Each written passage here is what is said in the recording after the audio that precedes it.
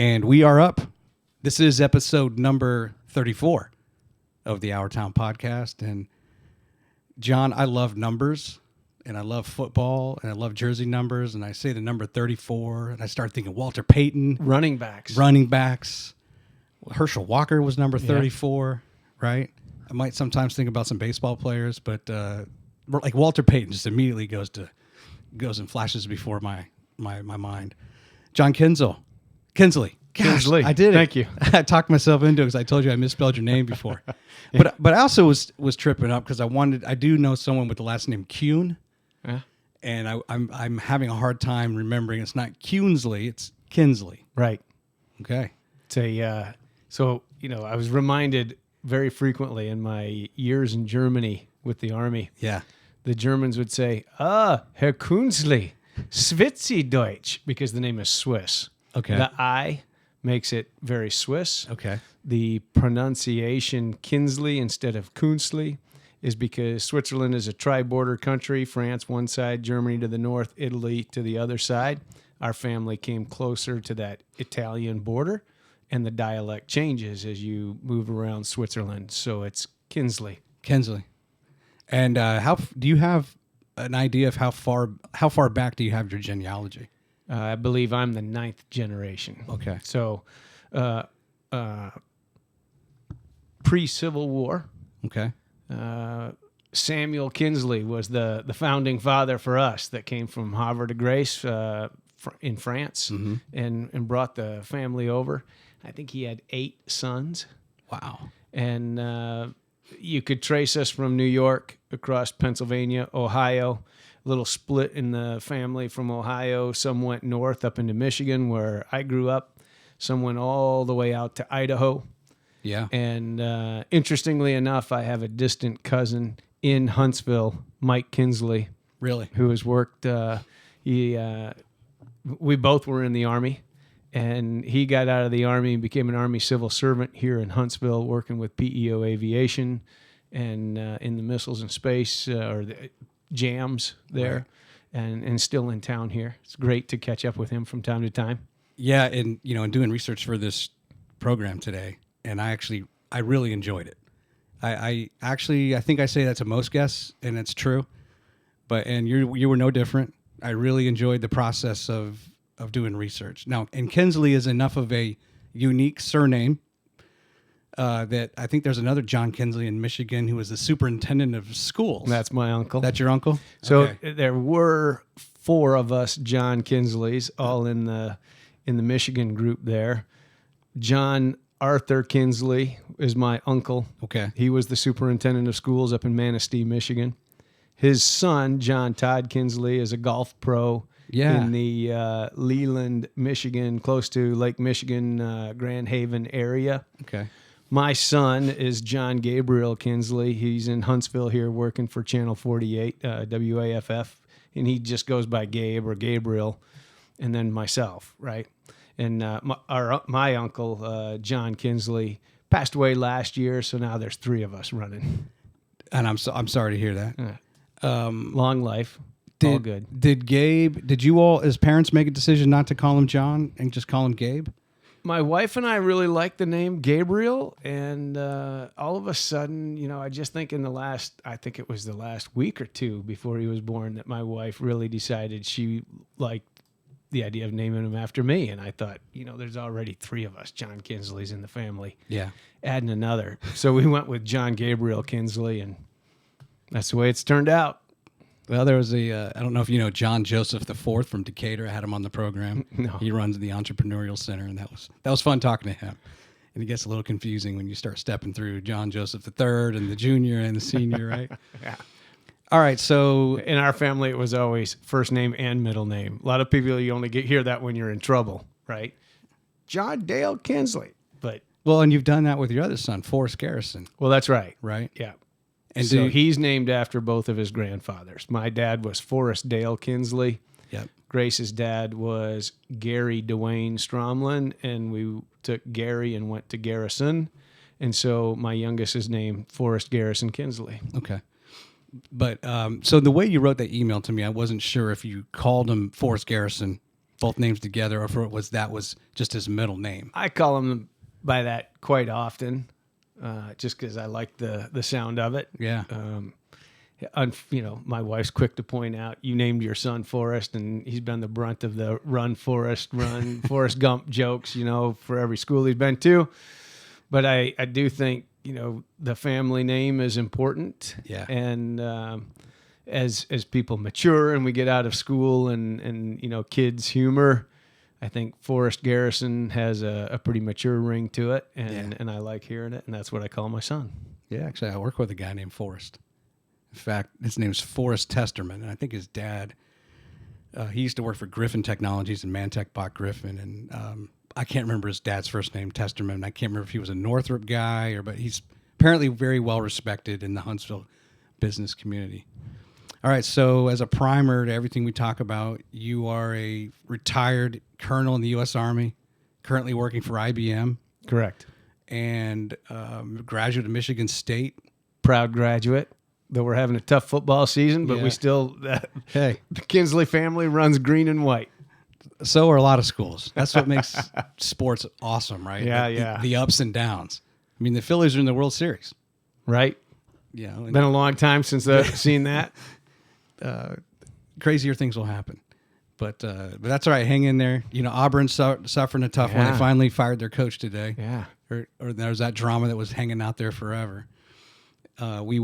I won't probably post this for another 2 weeks or so it's not really important what's going on today. But today is November 1st. Yesterday was Halloween.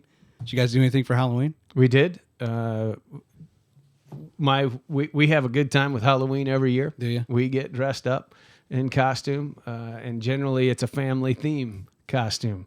Okay. We've done things from Marvel heroes, Marvel villains, Harry Potter, Lord of the Ring.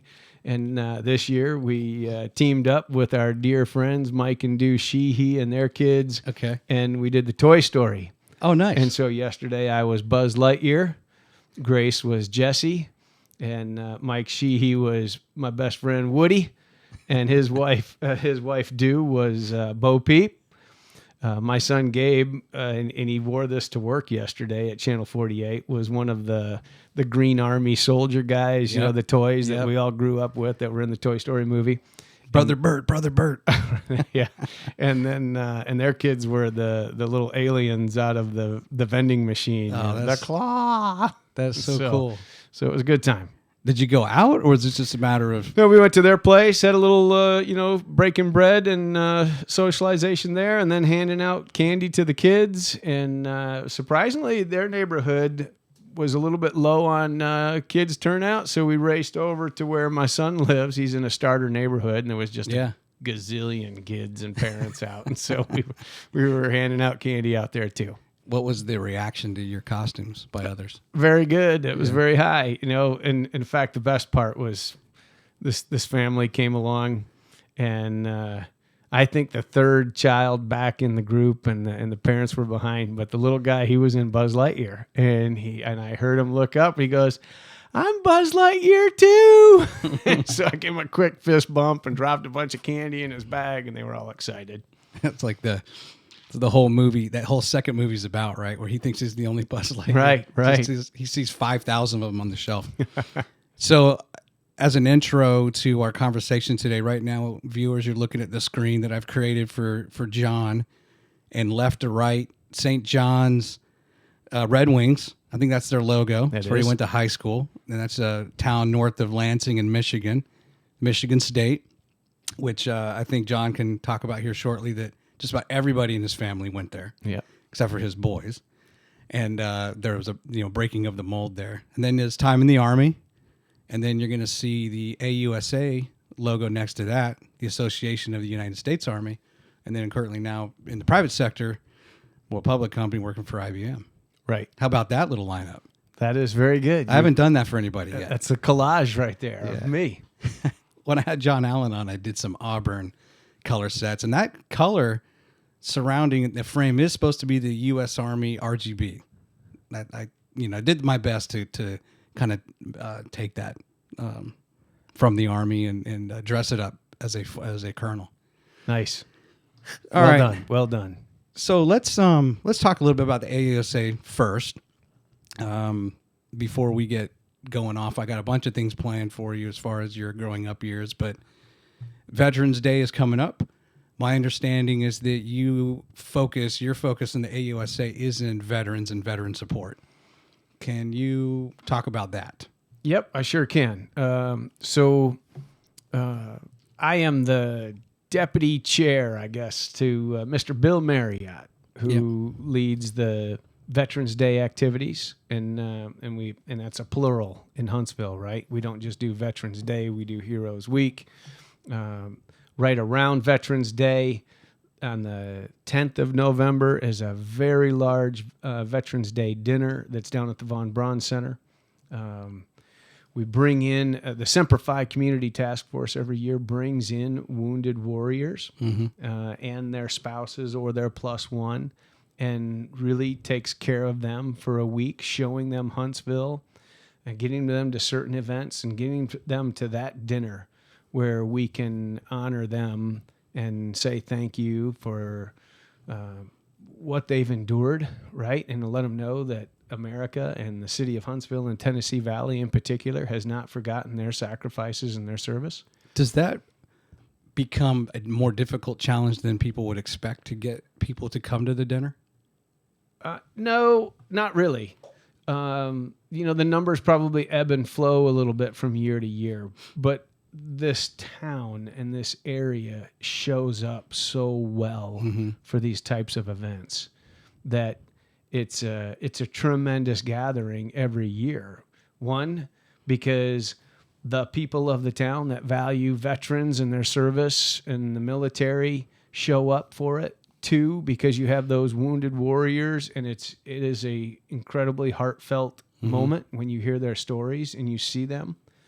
And, some of them look perfectly healthy.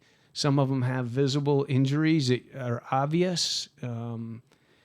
But they've all suffered in some way there. Yeah. And it's just a great opportunity.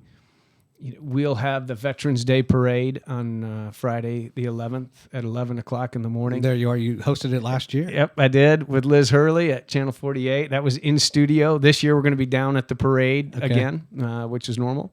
Was it because it was too blustery last year for you guys to be outside? No, it had to do with everybody returning to work, really. There was a lot of organizations. Channel 48 was no different. The studio was in flux. The workforce was in flux and coming back, and so they just weren't ready to bring us downtown with the full production that way. But this year we're going to be right back to it. So you kind of look at last year's parade as kind of a 3/4 speed for what we would have normally had. This year, it's almost 120 entries, I think, now in the parade. Yeah, last year was 100, you said? A little over 100. Oh, yeah. And last year we started, to reinvigorate it. We set some categories for awards and recognition. Best Junior ROTC organization, best band, most patriotic entry, some of those kinds of things that kind of raise the standard a little bit inside the parade. Increase the those who are interested in participating. Yeah, and when you increase the interest of those participating, that's also going to increase those that want to come out and see the parade. Yeah. Right? And it's such a fabulous event. The Vets with Vets, the Jeep clubs, the different the bands that come through. I forget the number of bands this year, but I think I want to say 9 different bands, marching bands, are going to come through the parade this year. It's really going to be great. How did you get picked to be a co-host with Liz Hurley? That's a great question. Sometimes I ask myself that. Yeah, I really have to say in the last couple of years in uniform, when I was at AMC headquarters, Materiel Command. Yep, Army Materiel Command. When General Perna was a 2-star general, he was the G3, the operations officer for Army Materiel Command, and I was his executive officer as a colonel. And he was on his way out of Army Materiel Command, on his way up to Washington, D.C. to be the G4 of the Army. Okay. General Perna, a great leader, an extremely humble man. He didn't want any ceremonies, award ceremonies, and the traditional departures and fanfare that we would give a senior leader when they move on. No pomp and circumstance. Not his style. However, the 4-star general at the time, General Dennis Vi, said, we're going to do this. You're going to get him in there, and that's the way it's going to be. Okay. And so some of that came together in a little bit shorter term, and just finding the right person to be behind the podium. We bounced around names and things, and I got to a point where any good Army officer says, no more, it's time to take action. And I took the book and said, I'm going to do it. And I did it. I guess I did it well enough that they started asking me to do a few more ceremonies. I did Mr. John Nerger, the Executive Deputy Commanding General at Army Materiel Command in Huntsville here. He was a part of the Senior Executive Service, the civilian equivalents to general officers. I did his retirement ceremony. Lieutenant General Weish asked me to do his retirement ceremony. So it was great honors to be asked, for sure, and surprised me when they would ask me. And I'm the kind of guy who'll never say no. Yeah. I believe I'm a public servant first. And then that carried over to, I did a Memorial Day service for Madison when I was the commander of LAUSA. Okay. And did a Flag Day service down in Huntsville. So I've been behind the podium a few times, and AUSA started asking me to do a little bit more of that for them. I was the master of ceremonies when General Petraeus came to town here this year. You guys did a fundraiser, right? We did for the museum. Yeah. And then when Veterans Day came last year, again, people a little bit shy and nervous about volunteering to be behind a microphone or in that position, and I understand that. Yeah. And Bill said, John, would you do this? And I said, yes, I will. And it went well enough they invited me back to do it again this year. So I'll tell you what, I actually want to run a clip, and this is from March when you're talking about the upcoming fundraiser and having General Petraeus in town, if you don't mind. I need to smile more. Rocket City is home to so many historical military artifacts. A local group is hoping to build a new home for those artifacts to be proudly shown. WAFF 48's Daquan Lee tells us how a local group is looking to make that happen. Preserving Huntsville's military heritage. That is what one local group is trying to accomplish. We want a new facility for that world-class collection of historical artifacts. Retired U.S. Army Colonel John Kuenzli is on a mission to make that happen. He, alongside the Association of the U.S. Army, are coming together to raise funds for a new Veterans Memorial Museum. We've got a building and a facility that is on par with the quality of the displays and the artifacts inside. Retired Kuenzli says the new museum will make a lasting impact for both young and old minds. So that when people come to tour that museum, or classrooms come for a day of education and learning about the rich history of our military and defense of our country. To help raise funds, the Association of the U.S. Army will host the event with keynote speaker, retired 4-star General David Petraeus. He's coming to town April 19th to sit in a dinner and a fireside chat type discussion that we have called a walk around the world with General David Petraeus. All proceeds from the event will go to the Army Heritage Foundation. Reporting in Huntsville, Daquan Lee, 48 News, on your side. All right, a couple things from that. One, I wanted the viewers, to be able to see some of the items, right? Some of the old Jeeps and other things that would be on display. I know that was several months ago. It's a fabulous story behind that one Jeep that flashed. Right? That was 1940? That was so in the massive industrial effort to support the World War II effort, right? More than just the Army, more than just the U.S. forces, of course. The Allies, the Lend-Lease program that started much of that. We had such an industrial effort, and I'm because I come from Michigan, which is automotive country. Sure. I'm very proud of what General Motors, American Motors, and Ford Motor Company were able to do. Work to things that were done in the airplane industry as well. But you think of the Willys Jeep. That was the first Jeep there that was used in the war efforts.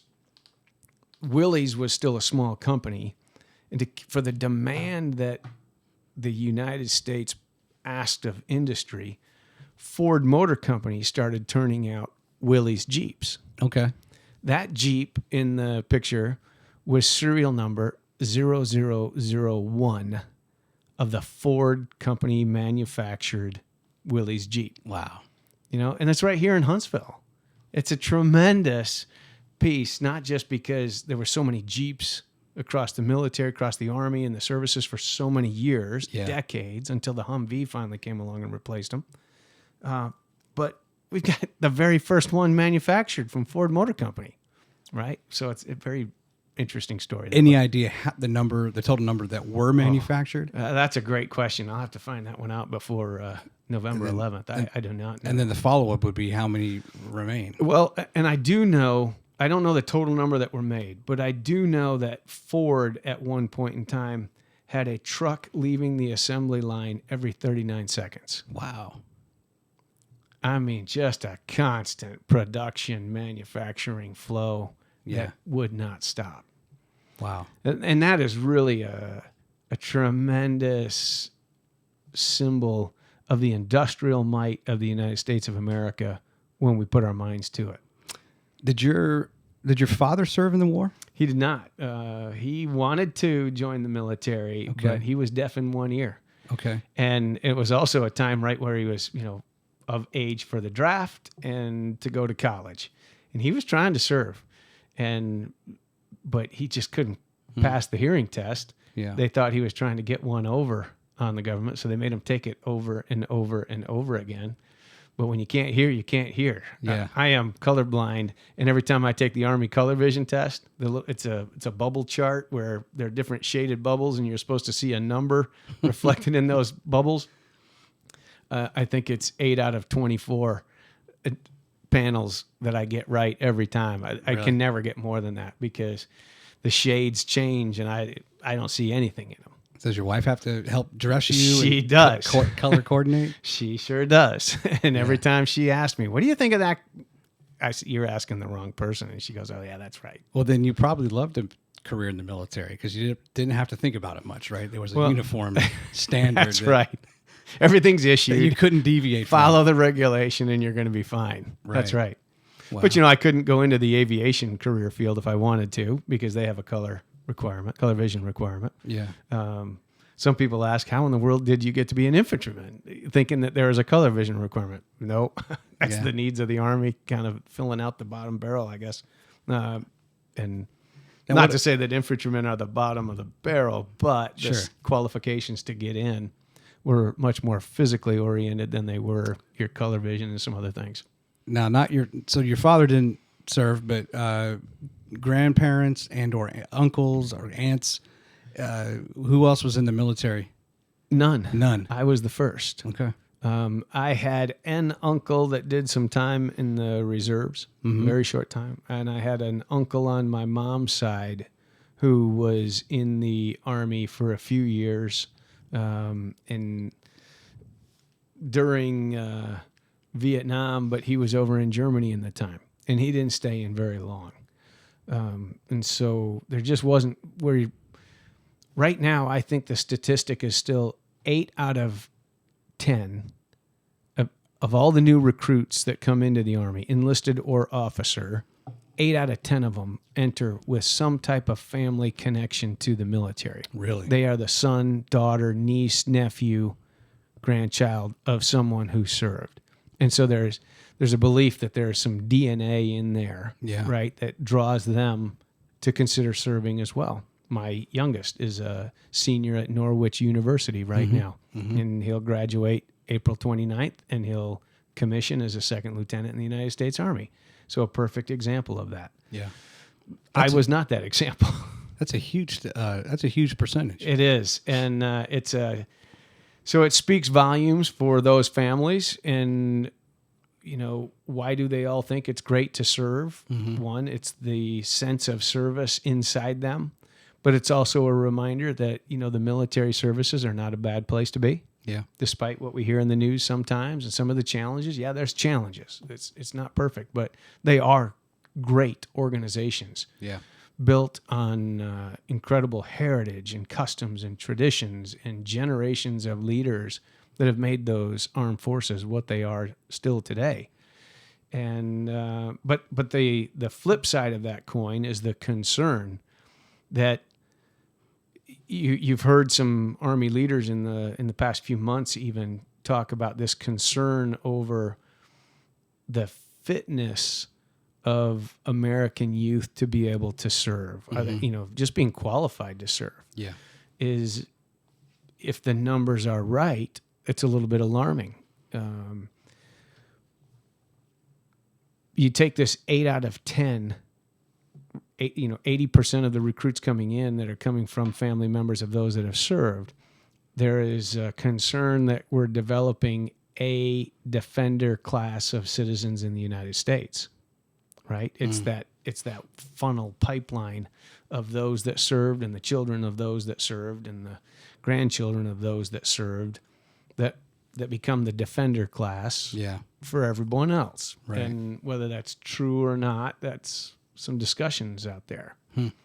And I guess you're always going to have some of that, right? Because those that do take that, they have it from an early age, understanding, my dad served, and so I want to serve too, or my mom served, and I want to be a part of that. That's fabulous, but we also want to make sure we're reaching out to the rest of the country. Yeah. Diversity is really prized in our military. It does make us stronger. We're not just full of people that look like you or I. When I was a company commander as a captain in Hanau, Germany, I had 100 soldiers assigned to me. At one point in time, over 50% of my company came from outside of the continental United States. Really? I had U.S. Army soldiers from everywhere. I had them from Ghana, Africa, Puerto Rico, Mexico, the Philippines, Guam. Wow. I had a soldier, his last name was WWII. He was obviously French. His dad had been a French diplomat. Mom was from Poland, and the guy spoke multiple languages. Enlisted in the into the U.S. Army to be a weapons armorer. Tremendous capability and incredible background when you heard this guy's story. Boy, I just had him from everywhere. And what was so I'm thinking of, like, you're the prime example of what they're looking for. How do we convince someone like a John Kuenzli, who doesn't come from a family that's been involved with the military, to join the military? And then there's a generational effect now where at least one of your sons is going to go that way, right?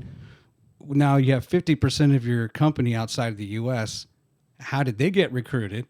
And then maybe some of them are second, third generation of the new defender class. Right. So, a great news story out of all of that is service in the military is a quick path to U.S. citizenship. Right.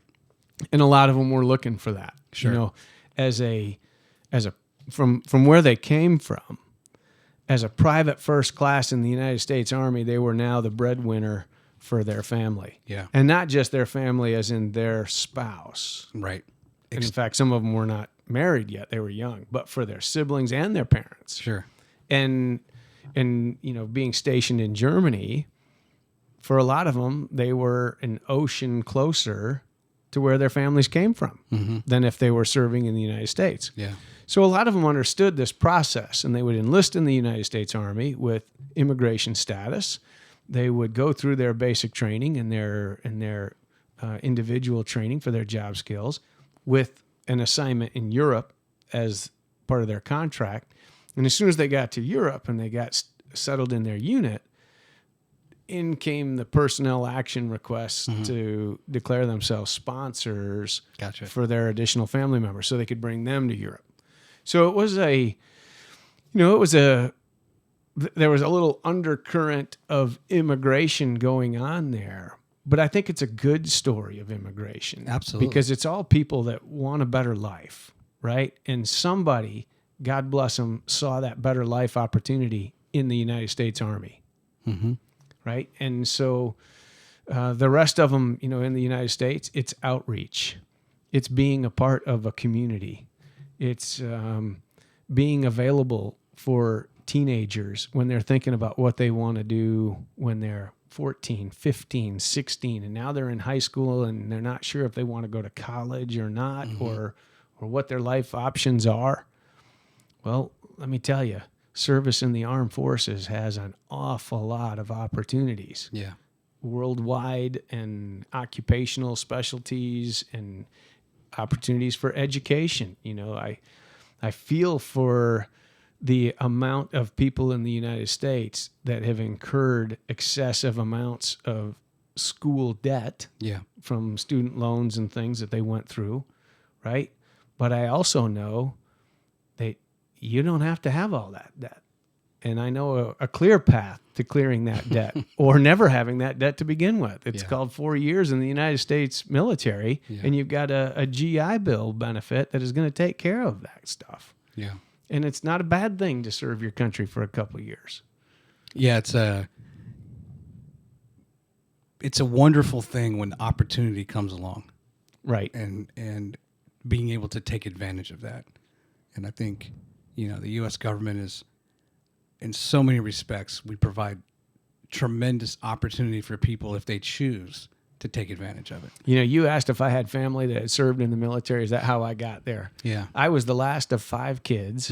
And my parents, when I was in high school, started having conversations around the table. They were thinking about, could they retire a few years early? We were a very middle-class family. We grew up on a 60-acre farm. And my dad was a businessman and a little bit of farming and gardening on the side. But he was a community man. So as the last of 5 kids, I really didn't want my parents to pay for my college. I knew I wanted to go to college. And, a recruiter called me on the phone one night, asked me what I was doing after college or after high school. And I knew kids that had gotten academic scholarships in my high school. I knew I wasn't going to be a athletic scholarship. I was a very mediocre athlete in various sports, but never the star athlete. And I also wasn't the valedictorian of my class. I was the president of my high school for 2 years. Right. And a few other things. But I was not the valedictorian. I was not going to get an academic scholarship. And so I said to him, I said, well, I know I want to go to college. I want somebody else to pay for my college. And if that's the United States Army, then I'm willing to go work for whoever pays for my college. And it was interesting because he says, well, of course, he was looking to hear that. Well, let's set up a meeting. Yeah. Okay, let's set up that meeting. We had the meeting, and he says to me, look, what you want is to get into the ROTC program, and you want a scholarship, right? And they do 4-year scholarships. They do 3. He said, but you're too late to apply for that 4-year scholarship. It was too late in the academic and calendar year. And he says, but I can enlist you in the Army Reserves. You'll go to your basic training after high school. You will, earn a little bit of money there. Then you can come back into the Army Reserves. Then you will come back and you'll do your freshman year of college. And in that time, you will apply for a 3-year scholarship. If you don't get it, you'll go back for your second phase of enlisted training, and you'll be a reservist, and that'll help you kind of pay for schooling. But if you get the scholarship, then you're on scholarship, and there you go. And so it was kind of a make it or break it deal for me, right? And the Army was going to get me one way or another. So I signed the contract, raised my right hand, took my oath. Private Kuenzli went off to Fort Leonard Wood, Missouri, right after graduating high school. Yeah, that was a character developing experience back in 1988. And it was character developing enough that I was a much better student that freshman year. And I rolled a 3.8 GPA at Lansing Community College, got my scholarship, rolled it right into Michigan State. And, the rest is kind of history. That's awesome. All from a phone call. Yeah. The opportunities are there. Were you around that time, either praying, religious guy praying for kind of what should I do, looking for some divine intervention or just some sort of conversation with someone, just some direction? Well, that's a great question. I'm surprised you bring that up. But my junior year, I think it was, somewhere my sophomore or junior year, I went through a confirmation class at my church. Okay. Right? I grew up Protestant Methodist, and so we had a confirmation class. And the pastor was a wonderful man, and he said to me, don't know why, but he said, John, I don't know what it is, but God definitely has a plan for you. I just don't know what it is, and so I always believe that. I have to be reminded of it sometime. I think we all have to be reminded of that. God has a plan. He does not make mistakes, right? It's up to us to believe and to have faith and go forward. Yeah. My gosh, how many times I've been reminded that I need to realize He's got a plan and think about it, because as humans, we think we have our own way. Yeah. And not to get too over religious on that, but when you are, when you're in something like Army Ranger School in the wintertime down in Georgia, and it's freezing cold and you're wet, and it's the middle of the night and you're walking through the woods in pitch darkness, and it's the second or third night that you've gone without sleep. You've ate one, maybe two field rations in the 24-hour period. You're just burning 3 times the calories you're taking in. Yeah. Strange things happen. We had a chaplain at the Army Ranger School named Chaplain Hash, like corned beef hash. Right. So you're reminded of food when the chaplain comes on Sundays out to the field and everybody goes to the chaplain service when you're in Ranger School, because it's just an hour of relief, mental relief. Sure. This chaplain, he had his Ranger tab. He was the real deal. And you get out there and they bring these little field books that have some of the hymns, some of the traditional hymns, and some of the psalms and things in them. And, blessed assurance, the hymn song, blessed assurance, Jesus is mine. That stuck in my head for nights and nights on end when we were just walking through the muck and the cold, and You're kind of singing it to yourself. yeah, and it just, it's like a song that gets stuck in your head from the radio. That stuck in my head, and Yeah. I had no expectation going into the Army that I would become an infantry officer, that I would become an airborne ranger qualified infantry officer, that I would command at the company, battalion, and brigade levels, that I would go into combat operations 5-6 times. I would deploy operationally 9 times in my career. Yeah. Just fabulous things. And, with the good Lord's blessing, I came out pretty unscathed, Yeah. right, compared to a lot of my comrades. But I can think all the way back to walking through the woods in Ranger School. Yep. And just remembering, this isn't what I had signed up for, but I'm going to get through this because somebody else has a plan. People will find their maker, right? When it and come close when there's adversity. That's right. That's right. Of any sort, in any Life magnitude. altering events. Let's do this. I want to go back to the beginning. You've mentioned a few things here related to your family. I believe you have 4 sisters. So Right. of the 5 kids, right? You're the youngest. I was the young. I told everybody my parents only wanted one child. It took them 5 times to get the one they wanted. That's a good one. And then when they wants to, I said, it's true. They didn't have any after me, so it Yeah. must have been me. Good relationship with your sisters. Yeah, very good. Okay. And they're all older. Are they all scattered? They are all older. So the oldest, when she was first to leave the house, she was one of the non-Michigan staters. She went to Central Michigan University, the Chippewas, because they had a little stronger program for education at the time to be a teacher. And she became a bilingual teacher. She went out to the whopping town of Jackpot, Nevada, which is right on the border of Idaho and Nevada, where Yeah. people could come from Idaho, hit the border town, gamble. Jackpot, Nevada. I think every city or town in Nevada is on the border. Right.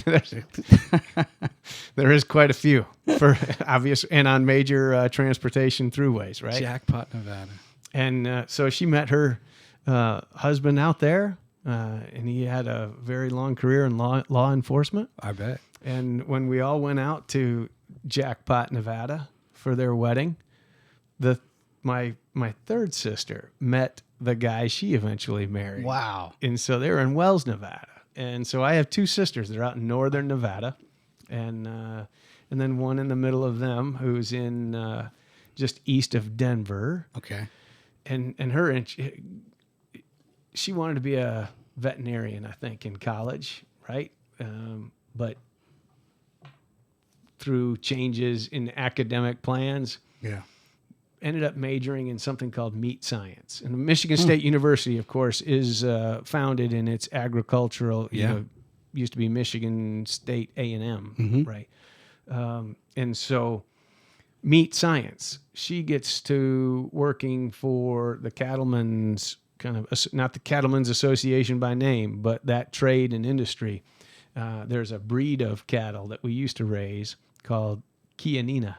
It's an Italian breed that grows very big. And in the 80s, 90s, there was a push in the country to have a little lower cholesterol in our diet. Right. And the leaner beef was thought to be lower in cholesterol, and that breed of animals started getting pretty popular. So she got into kind of the public affairs business of that, promoting that breed. And then she worked for a feedlot in Nebraska. If you ever seen the feedlots driving across the country, they're pretty significant operations. And in a little town called Chapel, Nebraska, about the size of Jackpot, Nevada, as a matter of fact, maybe smaller even. She met the guy that she married. And So clearly living on a farm, 60-acre farm, had some impact on I her. think so. You know, we all enjoy a little bit of that. And no, my wife reminds me, you're a city boy now. You may have grown up on a farm, but you haven't been on a farm or in the country in a long time. And I said, it's not right. But it is kind of right.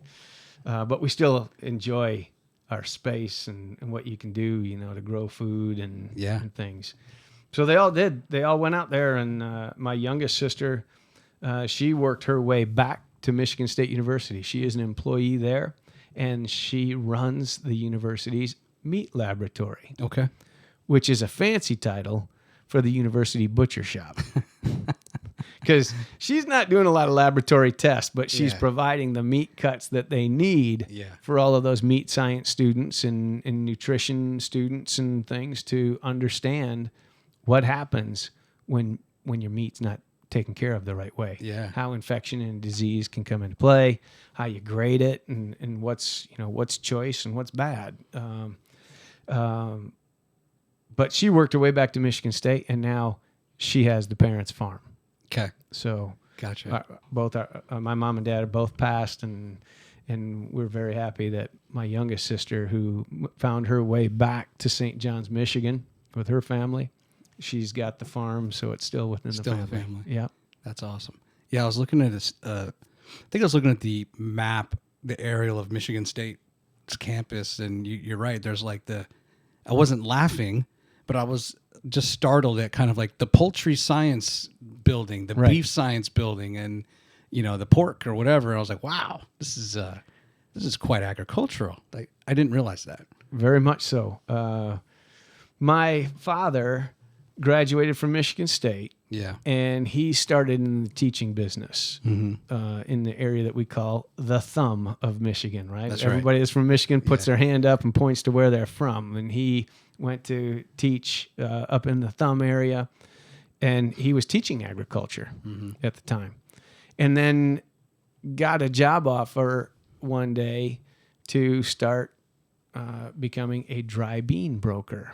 The state of Michigan, not only producing cars and things there, was the number 2 state in the country for producing dry beans, soybeans, navy beans, pinto beans, things that go into your Campbell's pork and beans or Bush's beans, chili beans, and those kinds of things.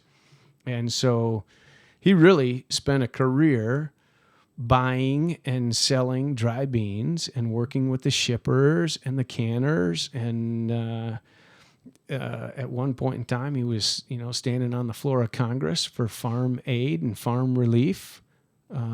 He was almost the Secretary of Agriculture for the state of Michigan. Really? And friends of mine when we were kids, you'd laugh. Yeah, my dad buys and sells beans, and that sounds kind of funny, but it's a huge industry for certain states, and that state of Michigan feeds the world. Absolutely. It's the number one producer of mint.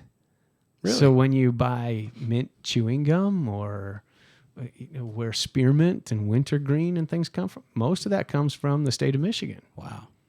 You drive past a mint field, you know where you're at because you can smell it from the car. My mother's father, Department of Agriculture, retired, and he was the executive secretary to the Secretary of Agriculture, Ezra Taft Benson, and I don't know, the 40s or 50s or whatever it was. So it was always like kind of my claim to fame is that he was at least in all the discussions and all the meetings supporting Benson.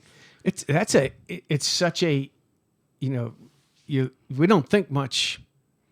I don't think we think enough about the farmers in the country that feed America and in many cases feed the world, right?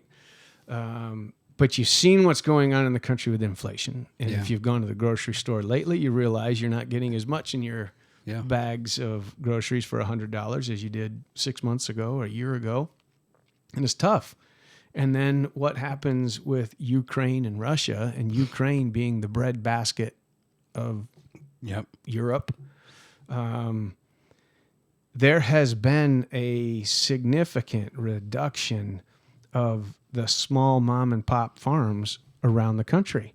It just was not economically feasible for them to keep up. Yeah. And so you're getting more and more of these larger corporate farms across America. We need them all. We need people to grow food. Yeah. Period. We need people to be able to harvest food where we don't have it all mechanized. And I just don't think it's a part of the conversation enough. Yeah. And I don't know if people understand it. Well, even that, having moved to Huntsville 10 months ago and it's fast growing and that's great and we get excited. But then you kind of look around and there's a lot of things that used to be farms, a lot of land that's being plowed down and trees torn down. And, and I always think about that same thing. Well, I hope somewhere in our country or wherever we get our food supply that's been replaced. Right. Right. Whatever we've lost here, whoever sold out, and you can't blame that farmer if their land ends up becoming worth something and they need to sell out, and they're probably tired of the ups and downs and the economic cycles, right? As they've farmed for decades. But I worry about the food supply as well. And you never want to do anything that is going to suppress economic development. Right. When I was in Germany, we had Ramstein Airfield, which we still have, Ramstein Air Base. Mm-hmm. But we also had a place called Rhein-Main, which was a shared airstrip with Frankfurt International Airport, right? And if you think of Germany from the 1950s, post-World War II, all the way up to pre-2000, right? 50 years of development and recovery coming out from World War II, Frankfurt International became a huge airport, Central Europe, right? Important location and an important airport, not just for personal travel, but for commercial transport and things. And we made the decision, the Army and the United States government made the decision to leave Rhein-Main Air Base. And when you're a young soldier, you think, my God, we're losing an airport. Why are we doing that? That's our power projection. That's where we need to be. Nope. You need to get out of there so that the local economy can blossom as much as possible. Because when you have local economy, you have jobs, you have homes, you have schools, you have people living well and enough that bad things don't happen, right? And so you look at Huntsville and Madison with the growth, and your comment, you see a field and all of a sudden you see it scraped red because it's just the clay topsoil because they're getting ready to dig foundations and put in plumbing and wiring and everything, foundations there. You don't want to slow that growth because that's jobs, that's economy, that's progress. But you do want to keep everything in balance. You want a transportation network that stays in balance, right? So that Huntsville and Madison doesn't have traffic jams like you have in Washington, D.C., though I think sometimes we do at certain hours of the day. Sometimes it is reminiscent. But that farmer comment, who's growing the food is really important. Now, the good thing about programs like you mentioned at Michigan State with the agriculture department, they're always looking at how they can grow more food, how they can get higher yields, how you can grow foods indoors instead of out in fields. Just much greater production off from a smaller amount of space and time, and that's going to be important. All right, so let's do this. Here we go. We're going to go back to a newspaper clipping, and this is from, let me get the date on this. It is, July 14th, 1976. Do you remember when? And some Japanese 4-H chatter, Japanese youth visits. And down here highlighted, your dad, Dale Kuenzli, and your family were going to host some exchange students. Yeah. Correct? We did. And you were about 6 years old? Yeah, we had exchange students coming and living with us at different times. At that point in time, there was 2 sisters from Japan that came, with my sister's age and came and lived with us for a summer. Great experience, right? My eyes were opened up to international culture at a very early age. We had the 2 Japanese students. My sisters later went to Japan on a short exchange. Did they? And got to, with the same family, right? So it became a family connection that way. Years later, through one of my dad's international business colleagues, we had a German exchange student, the age of my youngest sister. She came and lived with us for a year. And then after that, we had a young man, it was a little bit more my age when I was a teenager, came from Japan again.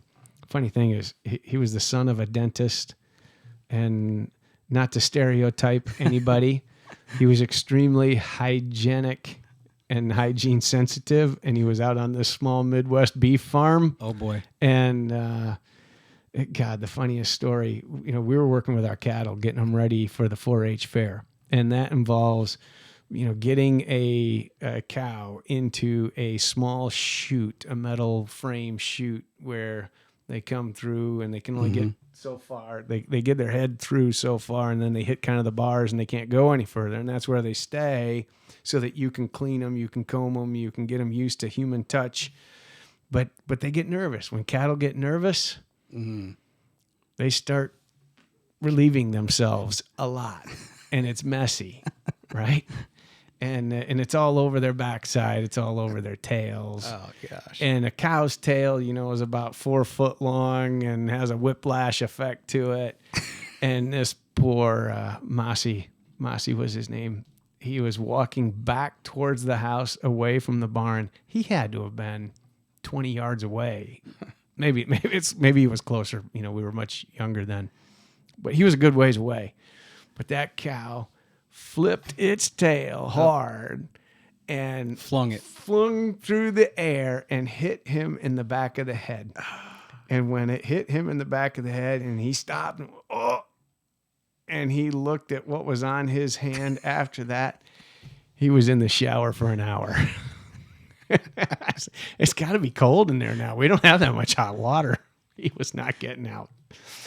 We had a Japanese. We had a exchange student from Spain for a year when I was in high school. So kind of of me and my 4 siblings, the 5 of Yeah. us had international siblings for different periods of time, for each of us at one time or another. Well, and you certainly probably didn't mind having a brother, Yeah, it was right? a ton of fun. Yeah. And so you mentioned the first round of exchange students, I think, was just for a summer. Right. Was that something where, I don't know whose idea was, one of your daughters says it to your parents, or your parents tell your kids, hey, we're going to do this thing. But then ultimately you have to kind of warm up to the idea of, hey, let's not just do the summer. Let's do half a year, full year. It was, I think it was through 4-H Okay. at the earliest time. Yeah. John Ellsworth was a guy named in the article there, and he was a significant leader in the 4-H. And we can go back to it. And so, There he is, the extension 4-H youth agent. right. And so that was the grounds, I guess, or the foundation for the exchange with Japan. And as I said, the German exchange student was not a part of any formal program. Mm-hmm. It was kind of a discussion between my dad and his German colleague and friend, and Claudia needed a Gotcha. little bit of a change of location, and so she came to live with us. Gotcha. I think in the first 24 hours after landing, she actually ran away, got all the way to Madison, Wisconsin. We didn't know where she was, but she was trying to get to Madison to get back on a plane to get back to Hamburg, Germany. And my mom and dad got a phone call from the authorities in Madison, and they were, okay, we're coming to pick her up. How far is Madison? It's a good, probably at least 8 hours drive from where we were at. So she's hitchhiked her way? I don't know. I was so young at the time. I don't know if she hitchhiked or caught a bus. Stole a car. No. Thankfully, there was nothing criminal involved. But that's how that one went. And then when I was in high school and Herman came from Madrid, Spain, that was some other program. I was a high school swimmer. Yeah. Again, very mediocre. Mm-hmm. I could clean up a couple of points for us in just about any race, but not win anything. This guy was a world-class swimmer. Really? And somehow the coach got word that, we could get him into St. John's, and if we could get a family that would be interested in sponsoring him for a year to go to school, and he came and he lived with us. Wow. And that's when I, truly had a brother, and it was a fun year. That's cool. Did you guys talk swimming a lot? Did he teach you anything? Did you learn something new? So we talked about a lot of things. Okay. Swimming was just something I endured. Yeah. He had a natural talent for it, so there wasn't much teaching there. Gotcha. But we did have just a ton of fun hanging out all the time. You think the things that kids do, right? And kids aren't always, let's say on their best behavior or pranksters and things. So always causing mischief. exactly. So Right. it's after school one day, and we're hanging out at the house, and we're in the pantry looking for food to eat. We're teenage boys. Everybody wants something to eat. And we had dogs. And so I pull out the snousages. He doesn't know what a snousage is. You fed it to him. And I said, Herman, try these. These are great. He was a little bit suspect, but I kept my best poker face on. I said, no, really, we eat them all the time. And so he goes and tries one, and the look on his face chewing on this thing was priceless. The other day, I'll just tell you something funny happened yesterday. My daughter had like a bag of gummy candies. I can't remember what they are. Anyway, so I grabbed like a handful. And then the other hand, we have cats. So I get some treats for them. And so I have I'm holding like the canister here, but I've got this candy in my left hand, right? I'm holding the canister and I'm like feeding the cats with these treats, and I could have put them away. And my wife watches me, and then I go like this. And she's like, did you just eat those? I was like, no, but you know what? If I wasn't careful, I probably would have fed myself a handful of cat treats. But it was just a really cool visual where like a little sleight of hand where she thought I was eating these cat treats. Yeah. All right, you ready here? I got another one for you. You're going to like this. This is from the newspaper. And do you recognize this picture? I don't. Russell Kuenzli, your grandfather. Oh, yeah. Of Mikado, north of East Mankato. Yep. Mankato. Is that is that East Tawas? Yes, Tawas City. Yep. Watches East a- Tawas. Yep. Watches a horse event with his grandson, John Kuenzli, 13 of St. John's. The younger Kuenzli is exhibiting a steer at the fair, so his grandfather came down to spend the day with him. Wow. I've never seen that. And that was in the Detroit Free Press. Yeah, that was August 27th, 1983. I had just moved to Virginia at that time. That is something. And that's kind of a cool shot. Where in the world did you find all these? You know what? I don't remember. It's I don't remember. There's some maybe afterward. I think it might be newspapers like .com or something. Huh. So as long as things are digitized, you can find it. Yeah. I've had like Auburn, for example, has a really awesome database of things that you can go back more than 100 years. And some of the newspapers, and maybe it's just a matter of a conglomerate. And obviously they've just been scanned in, right? Somebody literally took the newspaper and put it on a scanner and they digitized it. Mankato, Michigan Mankato. is another very small town in northern Michigan, right, where the pine trees grow. Mm-hmm. The logging industry kind of took hold up there. And so my grandfather, my dad was the first to go to college. This of is his kids. This is your father's father. Yes. Okay. Yeah. And they didn't have a lot of money. They were not even middle class. Mm-hmm. Right. My dad told me the story of when there was no meat in the freezer or in the refrigerator. They took the battery out of the truck they had, and the kids. My dad had 3 other brothers. There was 4 boys in the family, and we already talked about my uncle John Kuenzli. Grandpa would take the shotgun out at night. A lot of deer running in that northern Michigan country. Yeah. One would carry the battery, and they would kind of, share the load. The other would carry an actual lamp from the house that they had ripped, the connections off to connect it to the battery to power the thing. Mm-hmm. And they'd poach a deer at night. Really? It was the only way they were getting meat. And my grandfather did a lot of different things just to keep money in the house and keep food on the table. My grandmother worked in I think she worked at an electrical company for years.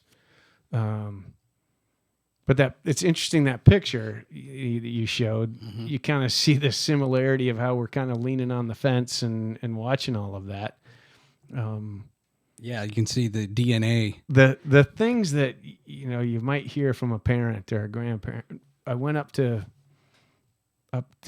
Lincoln, Michigan, where my grandparents' farm was at one summer, and helping them just for a week to hang out and cutting wood and moving trees and things. And my grandma said one day, "You're just like your grandfather. Not the biggest guy, but always had to prove that you could lift as much as everybody else, and that's a pride thing to hear that your grandfather did. And it's also, that she saw the same thing in me. Yeah. What a compliment. The old apple didn't fall far from the tree. Yeah, it didn't. We knew how to roll up our sleeves. All right, let's fast forward a little bit. So here we are. You're 17 years old. And this is in the, let's see what this is in. These newspapers, man, you have to really scroll. Same thing. No, it's this Lansing State Journal. I did not realize this was going to be an episode of This Is Your Life. Hey, man, yeah. This is a surprise for you, right? It is. At every corner. Do you remember working the phones? I guess this is probably like during when George Bush the first was looking for election, right? Reagan was on his way out. Yeah. Young Republicans. Yeah. I sure did. And some lady at the end says, what does she say to you? I'm not listening to a thing, and hang up. She hung up on you. And I guess she probably encountered a lot of people. Oh, wait a minute. I'm sorry. I forgot to switch over. I guess you probably encountered a lot of people that weren't too happy that you were phoning them asking for money and support. Well, so again, my dad was a community guy, but he also got involved with the Republican Party a bit, and he got me started in. I was in, student government. I was the president of my freshman class of high school, and then my sophomore class of high school, and then lo and behold, as a junior, I kind of bumped out the senior and became the president of my high school for 2 years, and that just kind of got me into some of that activity. Well, check this out. It got me talking to people at an early age too, though. I think my dad saw goodness in that. Yeah, there you go. You've seen this before. I have. Yeah, you probably have this frame somewhere. But I like this for a few reasons. Like, number one, right away, it talks about you being a runner in the first paragraph. 10 miles per day. I was up quite a bit. Were you? Yeah, I was really running a lot. The country roads were very easy to start racking up miles. And, as soon as Walkmans came out. Oh, yeah. Right. Not an iPod, but a Walkman. Yeah. Especially the old yellow Sonys. Right. Those were so cool. I could put on a set of headphones and I could go for a long time. And so I ended up starting to run. I said I was a swimmer, a very average one. I started running cross country and I started running track, and it was always the distance events. I was a distance swimmer. I was a distance runner. And so in track, you were training for like the mile? 2 mile. Okay. And then that 2 mile relay were the 3 events I normally got in. And the 2 mile relay is really a half mile sprint. Okay. You're going to run that. Now, one thing I want to focus on here right away in the second paragraph, and I didn't realize how prestigious this was at first. When I first read this, it sounded like you were just in the band, in the high school band. And then I looked at it again, and then I did some research on it. Like, oh, wait a minute. No. This Michigan Lions, or Lions of Michigan, is a no joke, worldwide, world-renowned band. Yeah. And here's a clipping where you actually try out for it. This is just a newspaper clipping saying band tryouts in St. John's, driver 250 people, and you make it in. Yeah. And only 20 people, actually 30 made it, and you were one of them. Let me ask you this right away. Of all these names listed here, any of these friends of yours or good friends? Pretty good. Anybody you still may keep in touch with? Mike Giesecke on there. I've run into every so often in the social media space and say hello. But when I go home to St. John, some of them are still around there, and it's amazing to run into people when you come back home like that after being gone for so long. Mm-hmm. That was just a tremendous organization and experience. I spent 4 summers in that Michigan Lions All-State Band, and it's a marching band. But it went everywhere the Lions Club International had their annual conference, wherever that was at in the world. That makes sense. In the first year, my freshman year, that was in Dallas, Texas. So the band goes to Dallas.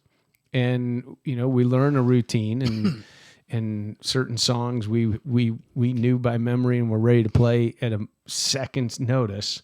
The Michigan State Fight song we played as a melody. We had a wonderful rendition of America the Beautiful that would just bring tears to your eyes when you listen to it.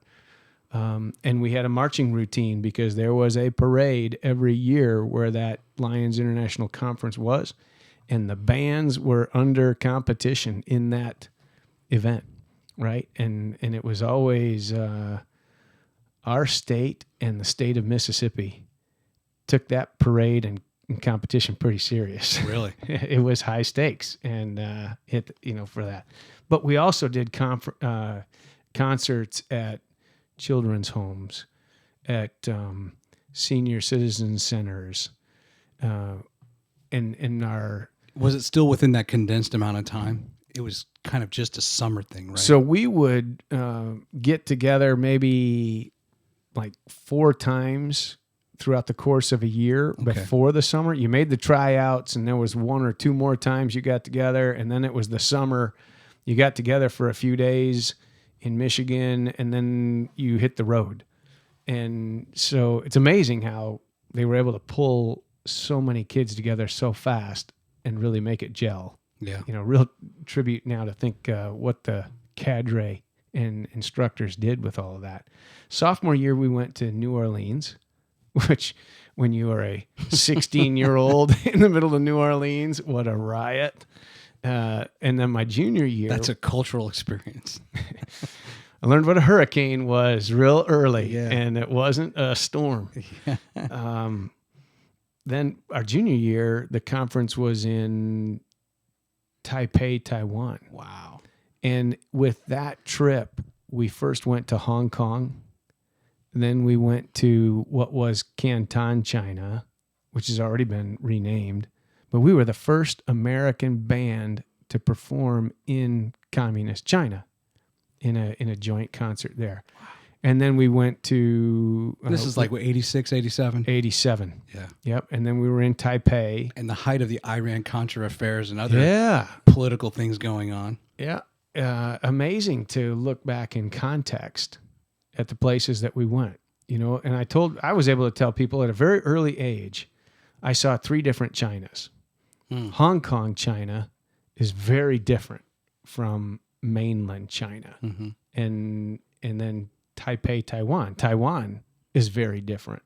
And so when we start hearing about that now in the context of, you know, Hong Kong going, you know, Britain giving back Hong Kong, going back to Chinese governance, and Taiwan and what goes on with all of that. Well, if you haven't been there, you don't realize how different they really are. Mm-hmm. In 1987, Hong Kong looked like a small, big city, mm-hmm. you know, small footprint, but had all of the skyscrapers, high-rise buildings. Everybody drove a Mercedes. The taxi cabs were Mercedes. That was the first thing I saw. And as a teenager, wow, they have Mercedes as taxis, right? And every Chinese guy was named Jim, Bob, Steve, Phil. Americanized. Well, Britain, right? Yeah, Britain, true. Right. When we got to Taipei, Taiwan, it was like a land of a million bicycles. You didn't see all of the cars and the taxis, Mercedes like that, but my gosh, there were bicycles everywhere, and it was just a massive flow of people on their bikes. And then you got to we took a hydrofoil boat to get to, a boat ferry to get to Canton, China, and so the first place we land is in a seaport, and immediately the poverty level, you could see it, you could feel it, of communist China. Yeah. Right. In 1987. And so amazing things for us to see. We stopped in the Philippines, in Manila. And that was another place where, I'm trying to remember where we went through, but in one of the stops, we actually went through a commune. Really? And toured a commune. We saw a jade processing factory where the women and, you know, sweating away in the shops to polish jade stones and make jade vases and jewelry and things. And then you saw these brick walls or stone walls with barbed wire all around them. And that was in Canton. Mm-hmm. In the Philippines, we saw walls that had long glass shards sticking out of the top of them. I mean, it was just amazing differences in culture, security, economy, things you see. And I love that experience as a teenager to be able to see that. I love my overseas experience in the military. And I really believe every American should go overseas if you get a chance to live overseas for a little bit. If you can't live overseas, then tour overseas. But go somewhere outside of the United States and see how people live. Yeah. Because it's not exactly what you see on TV. It's not exactly what you hear all the time in the news. So you had some of that experience with the exchange students hearing their stories, hearing their experiences, right? As you kind of sat around and talked and get to know them. I'm assuming you guys did some cultural things food-wise, and they prepared some dishes and such that were special to them. And then you go on these experiences as part of the Lions marching band, and it had some continued effect on you, but then was it, I'm going to assume on others it had no effect, or it had the effect of maybe it drove them back to like, hey, I only want to be a part of the U.S. and I just want to stay in Michigan and I don't want any part of this. I'd say for me, it had a continued effect, as you point out, right? Yeah. For a lot of others, not a, nobody could you say had a no effect at all. Okay. I mean, it was just an eye-opening, a massive eye-opening effect. The funny thing is, I was thinking in high school of going away for college. I wanted to go somewhere far away. Well, as soon as I was gone for 3 weeks, first time being gone for 3 weeks in my life on the other side of the world, I realized, it doesn't matter if you're 2,000 miles away from home at college or you're 20 miles away from home. If you don't have a car and you don't have transportation to get home, you're still far away. Yeah. And because you're not just walking back to the house. Yeah. And so I became much more inclined to just stay in state and go to school. Gotcha. Let's do this. I want to play a clip. This is a from the Lions Marching Band Facebook page. Wow. It's a relatively new clip. There might be, in this clip I play, I'm not going to play, it's 5.5 minutes. I'm only going to play some of it. And I think of the some of it I play, there might be someone that you still might recognize. I'm going to assume the other people who are interviewed are younger than you and, whatever, were younger than you. And maybe when they were participating in the band or in the area. But I just want to play this clip and then we'll talk about it. Mm-hmm.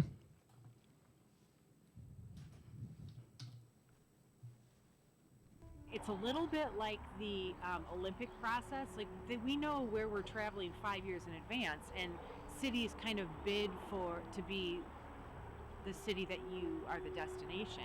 Because again, the Lions Club is not a small organization. It's a big draw. So cities are kind of clamoring to be the ones to bring the Lions in. We've been to Japan, we've been to Italy. We've been to Chicago, we've been to Boston, we've been to Miami, we've been to Dallas, we've been to St. Louis, we've been to San Francisco, we've been to Hawaii several times, we've been to Germany. I think I know that voice. Thailand, we've been to China, so literally around the world. The band is primarily comprised of high school students. However, we have opened it up to if an area band director feels like they have an 8th grader who is truly advanced enough and feels mature enough. The uniform hasn't changed. We accept 8th graders that summer between their 8th and 9th grade year, as well as up to, I think it's your second year of college, about the age of 20. And then joining the band is as easy as they go online to HuntsvilleMichigan.com. You didn't go online to join the band. There was no online. We stood online. Music, sound recording, video recording. We stood and marched online. So did you recognize that older fellow with the gigantic beard? Yeah. Yep. Roger. And I'm trying to remember his last name, but he was the band director of our neighboring town, Fowler, Michigan. Okay. And funny story. Gosh, he was, the guy was like Hagrid in the Harry Potter movies. He was a giant and everybody loved him. Sure. And not surprising, he had the tuba section and the baritones and the trombones because it just fit him. Just fits him. Yep. We're in Hong Kong, and I had decided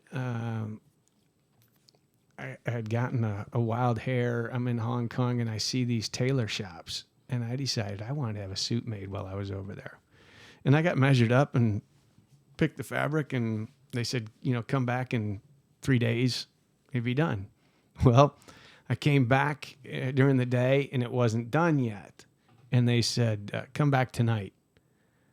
And they gave me, the time they were open till. And this is down Hong Kong Kowloon Shopping Center, if you've ever heard of Hong Kong. It's when the sun goes down, Hong Kong takes on a very different look. Incense is in the air, Yeah. and it's just a very different place. So I had talked Raj into going with me to go get this. So not a place a teenager should be. No, not Okay. not alone, not alone, Gotcha. not at night. And so Roger said, "Yep, I'll go with you." And so we got down there, and I can't even remember how we got down there, but we get down there and go to the shop, and they said, "Oh, you go to the sewing room, basically." And they gave me the instructions. You go out of the shop and you go down an alley and you go through a dark door, and then there's the elevator, and it's not like the United States where you see the certification for that elevator or it's available at the hotel lobby. You know, you're like, he looked at me and thought we were going to die. So I couldn't even say anything. But, we got in there, and sure enough, there was the lady working away and had my suit pieces and final checks and done. And we got out of there, and he looked at me like, "Kuenzli, you are crazy." How much did it cost? Was gosh. it dirt cheap? Oh, yeah. I think I paid $80 for that. Did you? Yeah. And it was a double-breasted pinstripe suit. It was an incredible story in time there. Like a navy blue with that gray stripe, Yeah. something like that. Well, no, it was much more subtle. Okay. But it was good. That's an awesome story. It was fun just to hear that voice and to see him, know that he's still. We had the founder of that band in Michigan, for the state of Michigan, was a man named Gene Stallings. Oh. And great man who died way too early of cancer. He and his wife were just people with a heart of gold that assembled the team. And, then you had the instructors that came from different parts of the state that said, "Yep, I will be a part of your all-state band leadership." Yeah. And I think it was well over 300 or 350 teenagers, that they're putting on buses. And for that trip, we took, where did we take? A train down to Chicago, and then flew from Chicago to Los Angeles, to Hawaii, to Hong Kong. Wow. And I'm telling you, That's a logistics. Talk about a guy who had a career in logistics, right? and we get off. We're staying at a hostel in Hong Kong. A nice setup, but they're giving us this orientation briefing of what to do and what not to do, and we're teenagers, so jet lagged. Literally, guys were falling out of their chair asleep. It was just, you can't make it up. It was crazy. And to think that, that cadre could keep up with all of us and nobody got lost. And I'm assuming that didn't preclude people from being able to play in their normal high school marching bands. No, right. all It was all, it was summertime when we traveled. We Right. did the concerts and things. So So- school was out. And one last question on the band. I would assume then that something like playing in the Macy's Thanksgiving Day Parade, would that be like that's cool. We could do that, but we got bigger fish to fry, or those international experiences would kind of trump just, getting an invite to the parade. We had one out of the 4 years that was international. The rest were They were all domestic. they were domestic Okay. trips, right? Okay. We were Dallas, we were New Orleans, then we had the trip to Asia, and then the last year was in Denver. But my gosh, fun experiences for a teenager. Yeah. If my kids played musical instruments and marching bands, I would want them to be in something like that. I can appreciate, James Clemens and Bob Jones have pretty big bands. The marching bands in high schools are extremely serious business now. Yeah. I was an athlete and I was in a marching band. I don't think you can do that anymore. Yeah.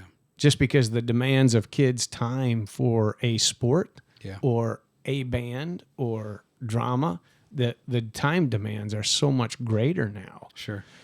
And, the thought is, well, if you're going to do it, you gotta put in all this time. And then I think back, well, how in the heck did we do it as kind of multi-sport athletes? And we got into this all-state marching band. We did pretty good. Yeah. We didn't have to do it all year. So let's roll through your career now. And then if we could, sprinkle in, I believe you met your wife in Colorado Springs, but your first assignment in the Army was at Leavenworth. Is that right? No. Well, Fort Leonard Wood, I was a private. That right? was when you were private. And then I went to college, and they Okay. commissioned me, and I went to Fort Benning, Georgia, as a infantry lieutenant. For jump school? I had done jump school when I was in college, Okay. so I was already airborne qualified as a parachutist. And then we went to Fort Benning, Georgia, for the infantry officer basic course. Okay. 6 months, get all of your infantry training. Really, it's prep school for Ranger school because they make no mistake about it. They got us all into an auditorium. I think it was a large class. I don't know how many were in it now, but we filled up this big auditorium at Fort Benning.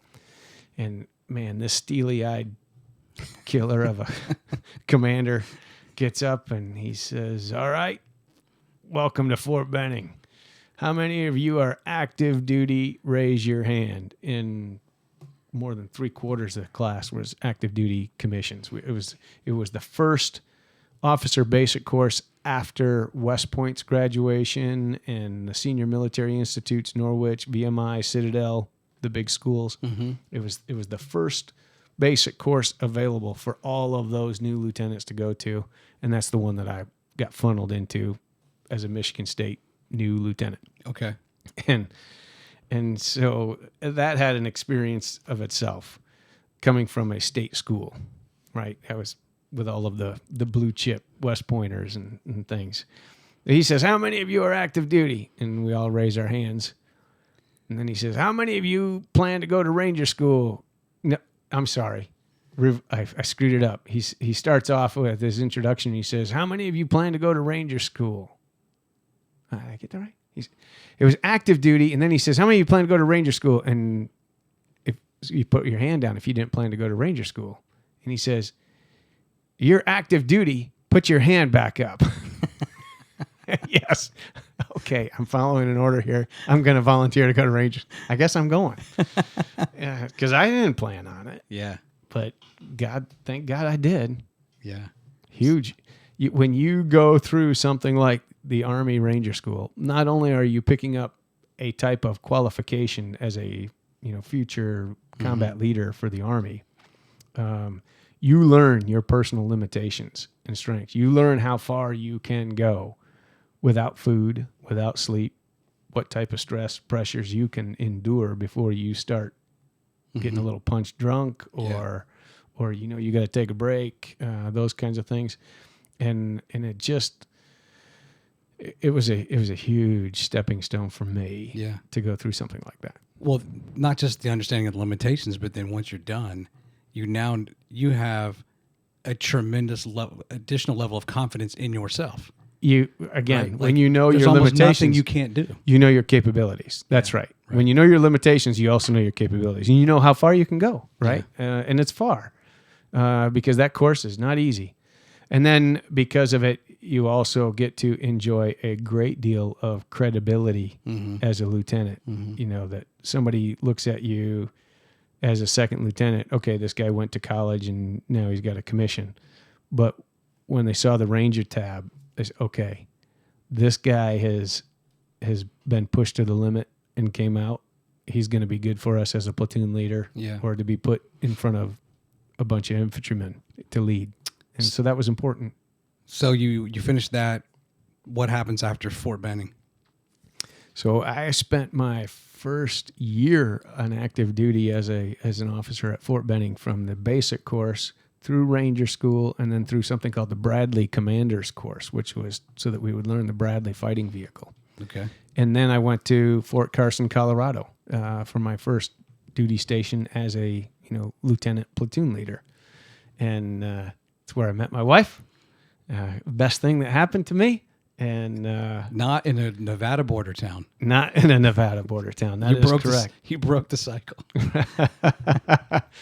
And so I was a second lieutenant, first lieutenant. I was a rifle platoon leader, a company executive officer. Got selected to be the aide de camp to the assistant division commander out there. There was only one lieutenant on Fort Carson that was an aide-de-camp. There was a captain who was an aide-de-camp to the 2-star. And so things were kind of rolling along. And I thought, this infantry stuff's all right. I enjoy it. Maybe I'm good enough to have a career in it. And I was a part of a program that the Army calls branch detail, where I was actually commissioned as a ordnance officer, one of the 3 logistics branches. But I was detailed to the infantry.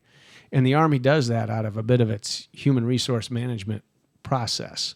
They need a lot of infantry lieutenants, artillery lieutenants, armor lieutenants with the tanks. They don't need a lot of ordnance lieutenants. They don't need a lot of transportation lieutenants. They need more of them at the captain's and major's rank. It's a little bit of the maneuver branches, the combat branches are pyramid shaped, where they need the most at the bottom and less as they go up. And the logistics branches were a little bit more of a reverse pyramid. So to balance out the manning for the Army with its officers, they would take guys and put them in the infantry or the artillery for a couple of years, learn their leadership skills, learn the ways of those maneuver branches, and then they would bring them over to the logistics later and teach them what they need to know there. And it was just an interesting human resource management tool for the Army. They still use it today. It was great for me. Yeah. As soon as I went over into the logistics world, I didn't know a lot about logistics yet, but I knew what the guys needed in my infantry unit. And so it worked out well. I became a logistics officer. For a while, I was thinking about trying to compete for special forces as an infantry lieutenant because I wasn't sure I wanted to go logistics anymore. And I was through the first step of screening, if you will, and that's nothing more than an interview and a physical fitness test, right? And then you're waiting for a 13-day course for what they call Special Forces Assessment and Selection. Now, was that just because you knew you had completed Ranger and were thinking, man, I can go to the next step kind of thing? Yes, it was. It was. But I had tore my ACL in my right knee. And I had also met this wonderful young lady who I knew I was going to marry. And it was hard to get a medical waiver at the time, but I knew it was still possible. But then I thought, those guys go into there's a reason why they call them special forces and where they go.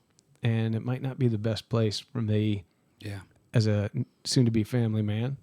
And so and then with some tough mentorship from an infantry major of all people who sat me down in his office, and he says, "What's this horse I hear about you in special forces?" And he says, "You don't know how good you're going to have it in the logistics branch." And he was right. And I took a chance on that. And my gosh, so many great things after that. Yeah. I commanded. Most officers will command at the company level in the Army for around 14 to 18 months. Some will command a little bit longer than that. We'll get to 20 months.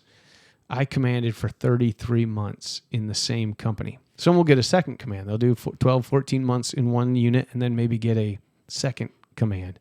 But I had 33 months in the same company. It was a Patriot missile maintenance unit. This was the company that I had over 50% from outside the United States. Yeah. Great. Hanau, Germany. Deployed that company twice into the Middle East. And one of the sergeants in that company who went on to great things, he says to me, and it's late in the command, and he says, "Sir, you have been here a lot longer than most company commanders. And quite frankly, some of us are a little bit tired of your command philosophy." And I had to say, well, I can appreciate that, because normally you get, one first sergeant, the senior enlisted guy will stay for 3 years, but the captain will move out every 12, 14 months. These guys had seen me a long time, and I drove one way. and so, but that guy, Michael Tunstall, still a good friend. Not a risky thing for him to say something like that. I guess he knew me well enough after 3 years that he could say something like that. And it was the right forum and it was the right time. And I completely understood what he was saying. I would say it might. It's like sometimes can be a career limiting move, right? When someone says the wrong thing to the wrong person. He went on to be a senior warrant officer in the Army, and that's perfectly fitting because warrant officers will be able to say, if anybody can say something and get away with it, it's a chief warrant officer. So his calling was there. Let me ask you this. When it comes to special forces, there's correct me if I'm wrong in my thinking here, and the experience that I've had with others that I've known that have done, special forces, spec ops, whatever it might be. There's the immediate. I think you were kind of alluding to, hey, I'm about to get married. This may not be a great idea. I know what those guys do, which most likely entails some extra level of danger. May not come back alive. May come back wounded. How much I have also noticed that a lot of marriages don't survive when they become so ingrained in that work where they can't break away from it. Meaning, let's say you get deployed out on some spec op and you're gone 6-7 months, whatever it is that you do is so fulfilling that you can't see yourself doing anything but that, being deployed on these. And so you come home and I've seen guys, I promise, they promise their wife that they won't go on any more assignments, and they get another assignment, and then they do it. And then the next thing you know, years and years and years go by, and they just can't do anything else. Did anybody ever talk to you about kind of that danger or that reality that sometimes that world can just consume you? Does that make sense? Yeah, I understand what you're asking. There's a couple components. In my mind, there's a couple components to that.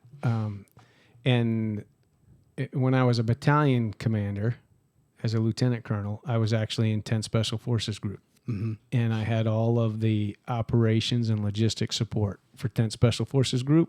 And when we deployed in the Middle East, they were spread out border to border, north, south, east, and west across Iraq. From Turkey to Kuwait, and from Iran to Syria and Jordan.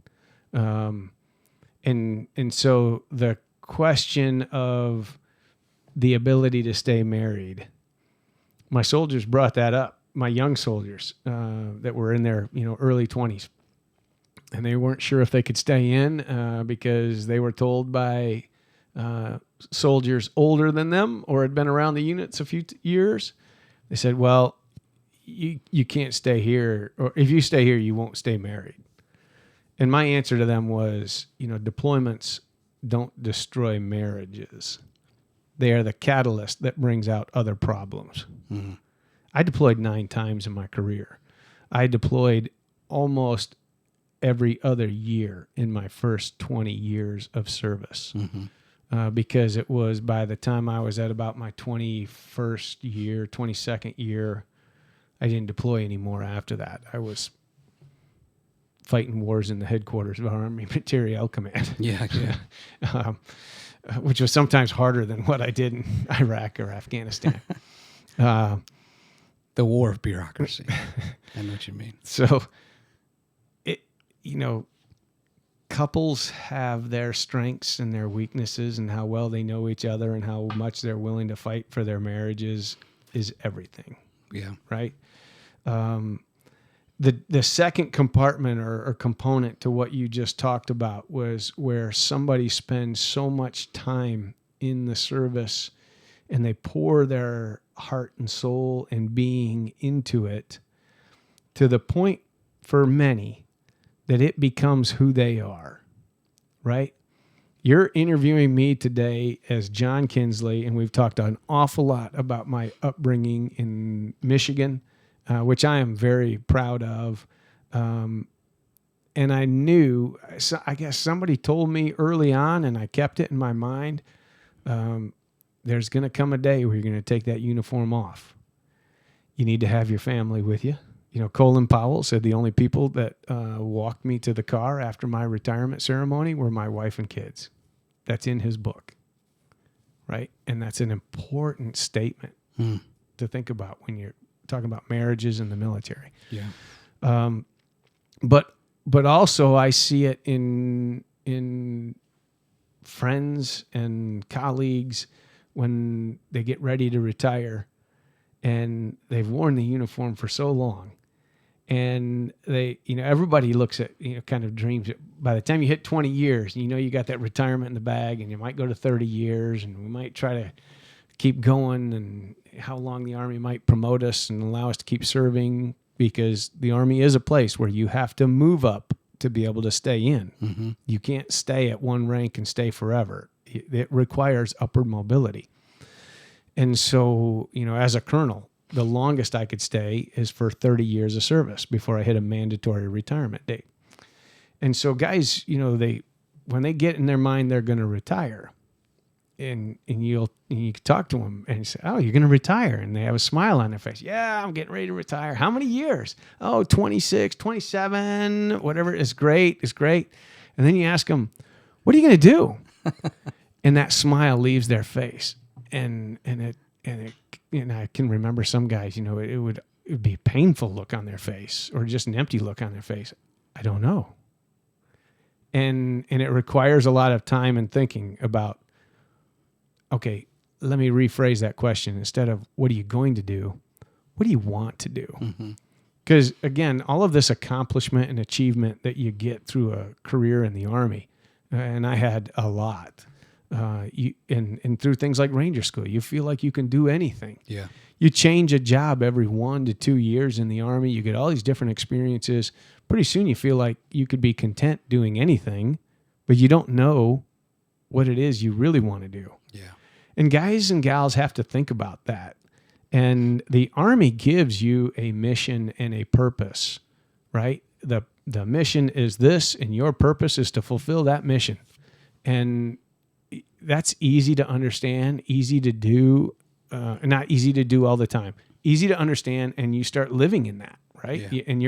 And you can, because you've got a whole cohort of men and women to your left and your right and in front of you and behind you that are all committed to that same mission and purpose.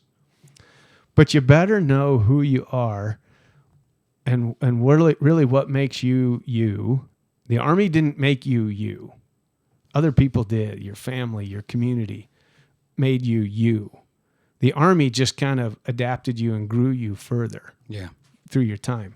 So you got to really remember who you are and what it is that makes you tick. Because when you take that uniform off and you don't have the Army mission and purpose anymore, you better have your own figured out. Yeah.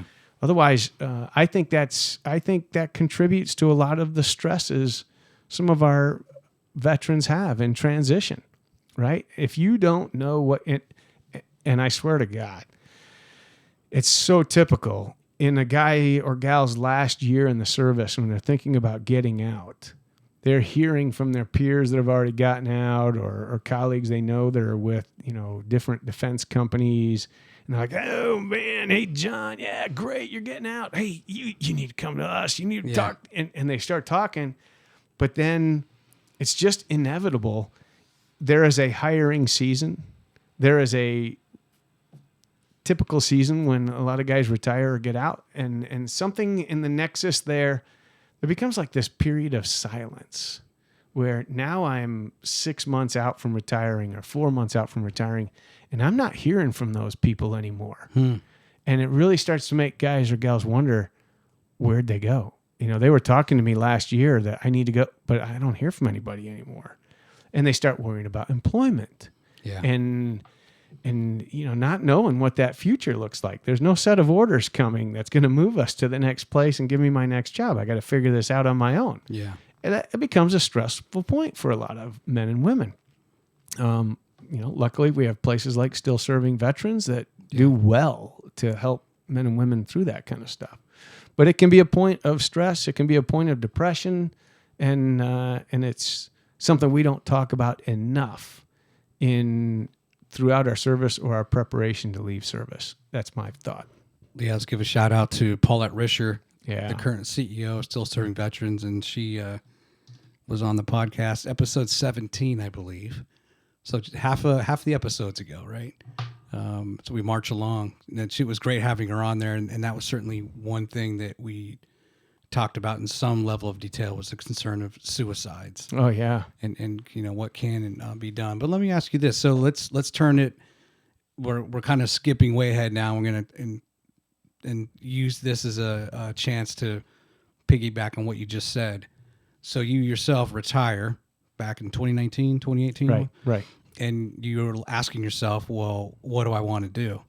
And I would imagine, I don't know what your answer will be, but I would imagine if you think about everything you did in your career, part of that process is step back and say, okay, what is it about what I did in all the jobs I had that ultimately will transfer to any other industry? And essentially and I think you were describing it before, it's problem solving. What is the problem and what needs to be done to fix it? Right. And it to me, no matter, we were talking a little bit before we came on the air, my prior experience in the intelligence community was the same thing. I was on, no matter what special project I was on, there was a problem. What do we need to do to fix it? Usually it involved, hey, we need some money, we need some equipment, we need some people. Who are those people? Let's go hire those people. Let's go solve the problem. Now, let me ask you that as far as what did you want to do as you kind of thought about going into the retirement ranks, and is that something that's accurate in what I was just describing? That's pretty close. For me, I knew I was too young and way too active, driven inside to just retire. Right. And so, and I had heard about guys that get out and find mismatches with companies or employment. Sure. And there was a little bit of it was starting to become a thing. It was a rap that guys and gals leaving the military change jobs 3 to 5 times in the first 3 years they're out. And all of a sudden there's a risk label to hiring a retiring officer that way, because companies don't want that much changeover. I'll tell you from what I've seen at IBM, there's just as much turnover from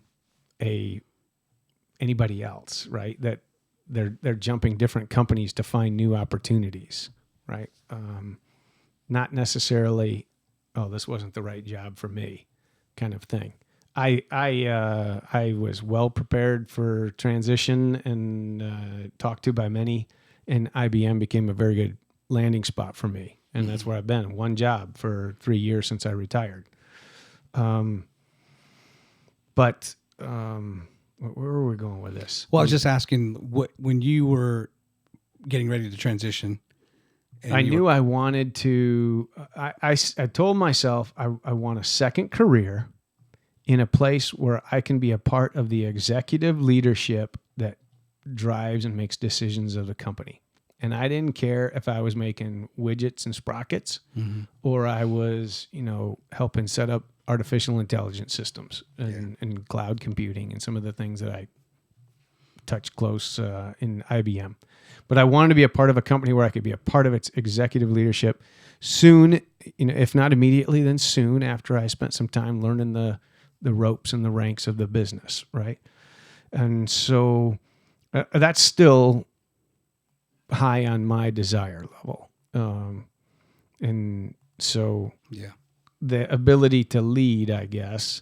And now the other thing is, after being a logistician and on the scale of kind of assignments I had, I mentioned the 10 Special Forces Group, I had things going from border to border across Iraq. It was 36 different locations in country, along with a team in Kuwait, along with a team in Rota, Spain, a team in Germany, and then part of my unit back at Colorado Springs.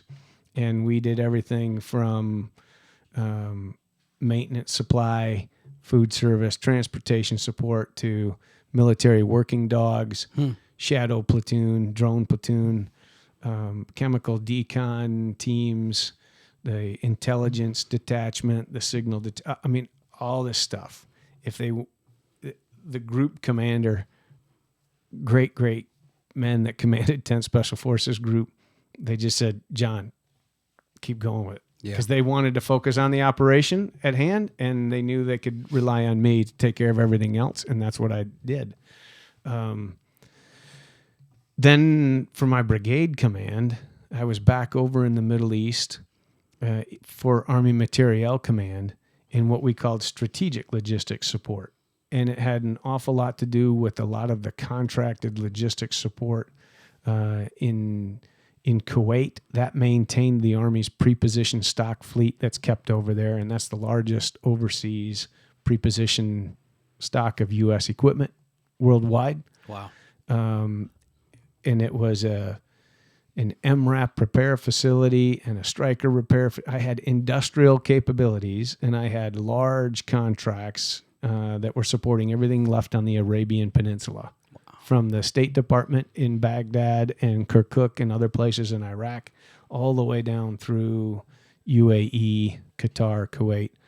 About 12,000 soldiers, civilians, and contractors, right? And anything that needed support, we looked at it and we took care of it.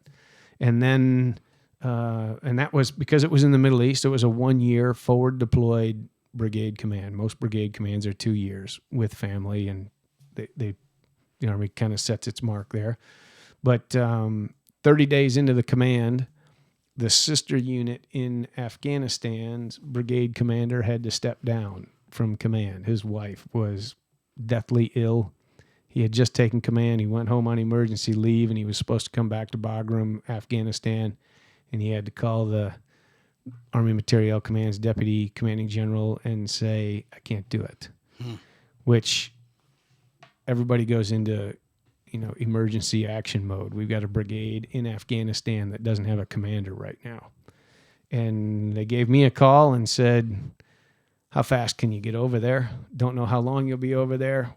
Tell us what you'll do to take care of both sides. And we did it. And I got over there 48 hours later. Communications and systems as they are, I could touch base with both sides of it. I had great deputies and battalion commanders that I could entrust. Yeah. And great sergeants major, senior enlisted advisors. One of them in town here, Nate Barty. He's now the Columbia High School Junior ROTC sergeant major. He was my brigade command sergeant major in Kuwait. Love him like a brother. So you're just talking about your deputies. You had to leave someone kind of in charge of the post you were leaving, or they're still reporting to me, but they're taking care of things day to day. And of course, Afghanistan at the time was the bigger operation. We had already pulled all of the troops out of Iraq. It was now just a State Department mission. But I mentioned 12,000 soldiers, civilians, and contractors in the Arabian Peninsula with my brigade there.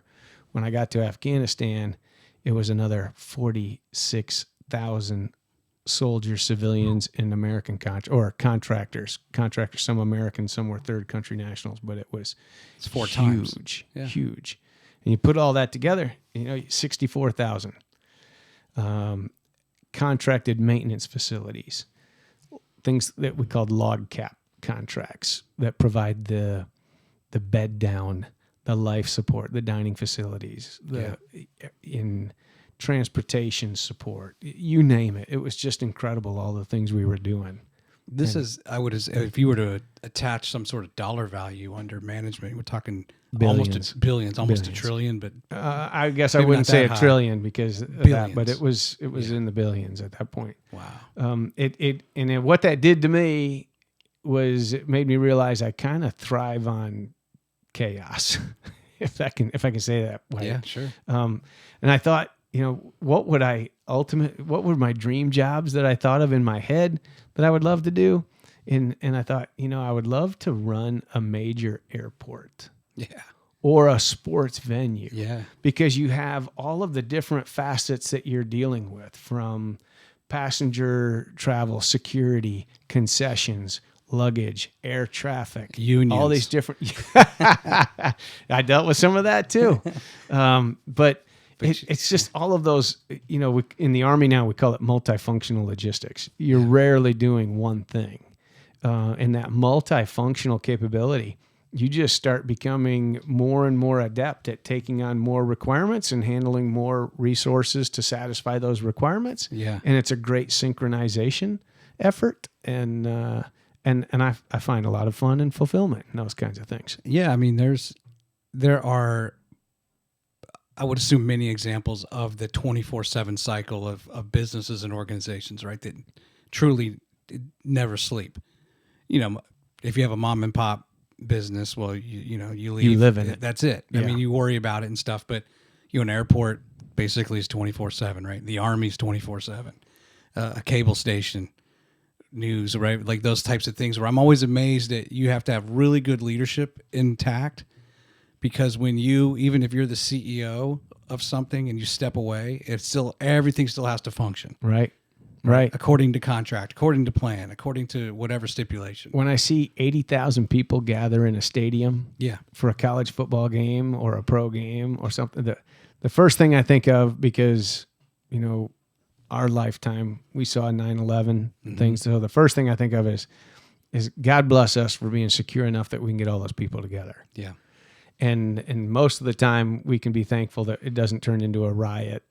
We have some unfortunate events from time to time, but not all of the soccer riots and things that you've seen in other places, right? We can gather orderly, we can enjoy a great event, and we can leave. But the second thing I think about is all the things that go on around that game to make that venue Sure. worthy of the ticket price people are willing to pay to get in there. Yeah. From the parking lots, through the gates, the security, the food service, the T-shirts and banners and collectibles and all the things flowing through there. Yeah. The announcer, I got to do some football announcing, Did you? football games in California. When I was Public a address captain. announcing Yeah, I was in the stadium. yeah, Yeah. and what a fun time, kind of orchestrating things around the game. Yeah. And it's just, to me, it's awesome to think of all those things and make sure it's all working together. Yeah. I love it. I've done a lot of stuff with the Pandas this past season, and What a great stadium and organization to Yeah. see all the different things they put on just besides a baseball game. yeah, and if you it's pull way more than that. if you pull aside someone like Corey Ozdara, the sales manager, they carry around like a spreadsheet. And they open it up, and it's almost to the 15th every 15 seconds, and it's all scripted. It's starting 45 minutes before the game. This is going to happen. This is going to happen. And you'll see them a lot of times reference, and at times, my light list went out. You'll see them reference that sheet because it's what are they doing between innings, and then what's going on. What the PA guy's gonna. It's a whole phenomenal orchestration. It's a playbook. and that's just AA baseball. Yeah, it's a playbook around the game. Yeah. in their strategy. Right. Now, I didn't want to. I know we kind of jumped ahead to your the retirement side, but let me just ask this kind of open-ended question: any other part of your career that you want to kind of highlight in any way? I mean, we kind of left off where you were early on in Fort Carson.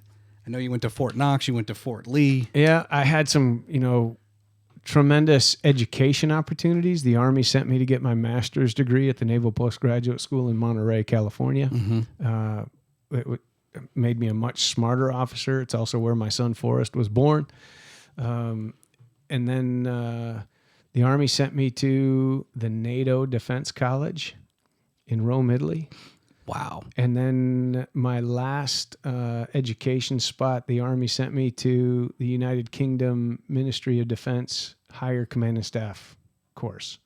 And through a lot of those different educational experiences, particularly those with international officers, tremendous opportunities and learning experiences. As I look back on it all now, you think about the commands and the great operations and things we're all a part of.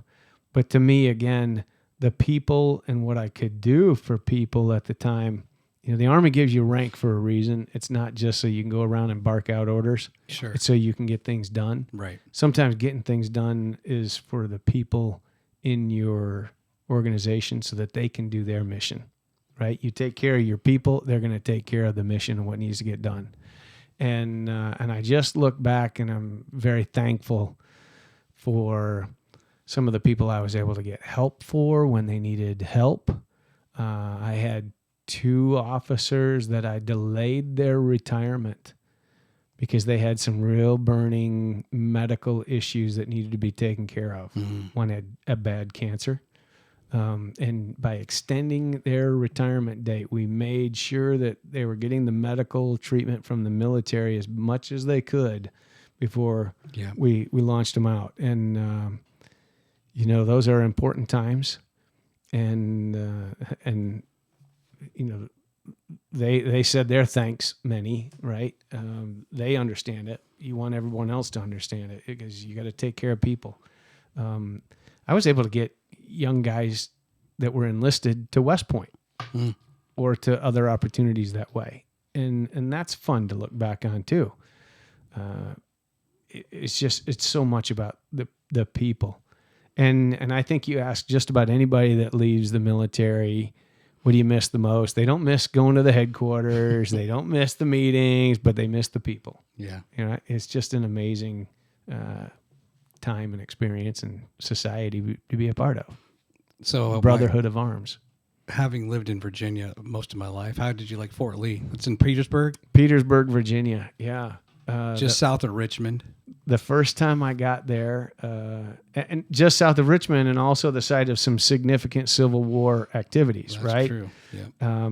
The first time I got there in 1996, the impression on my mind was, my God, they're still suffering from the siege of Petersburg. Mm-hmm. I mean, yeah, there are newer houses and things, but they hadn't moved on in a lot of ways. And I've been back there a lot of times since. And, you know, the good economy years of the country, things have really grown around there. And it's nice to see the areas from Chester on down to Fort Lee.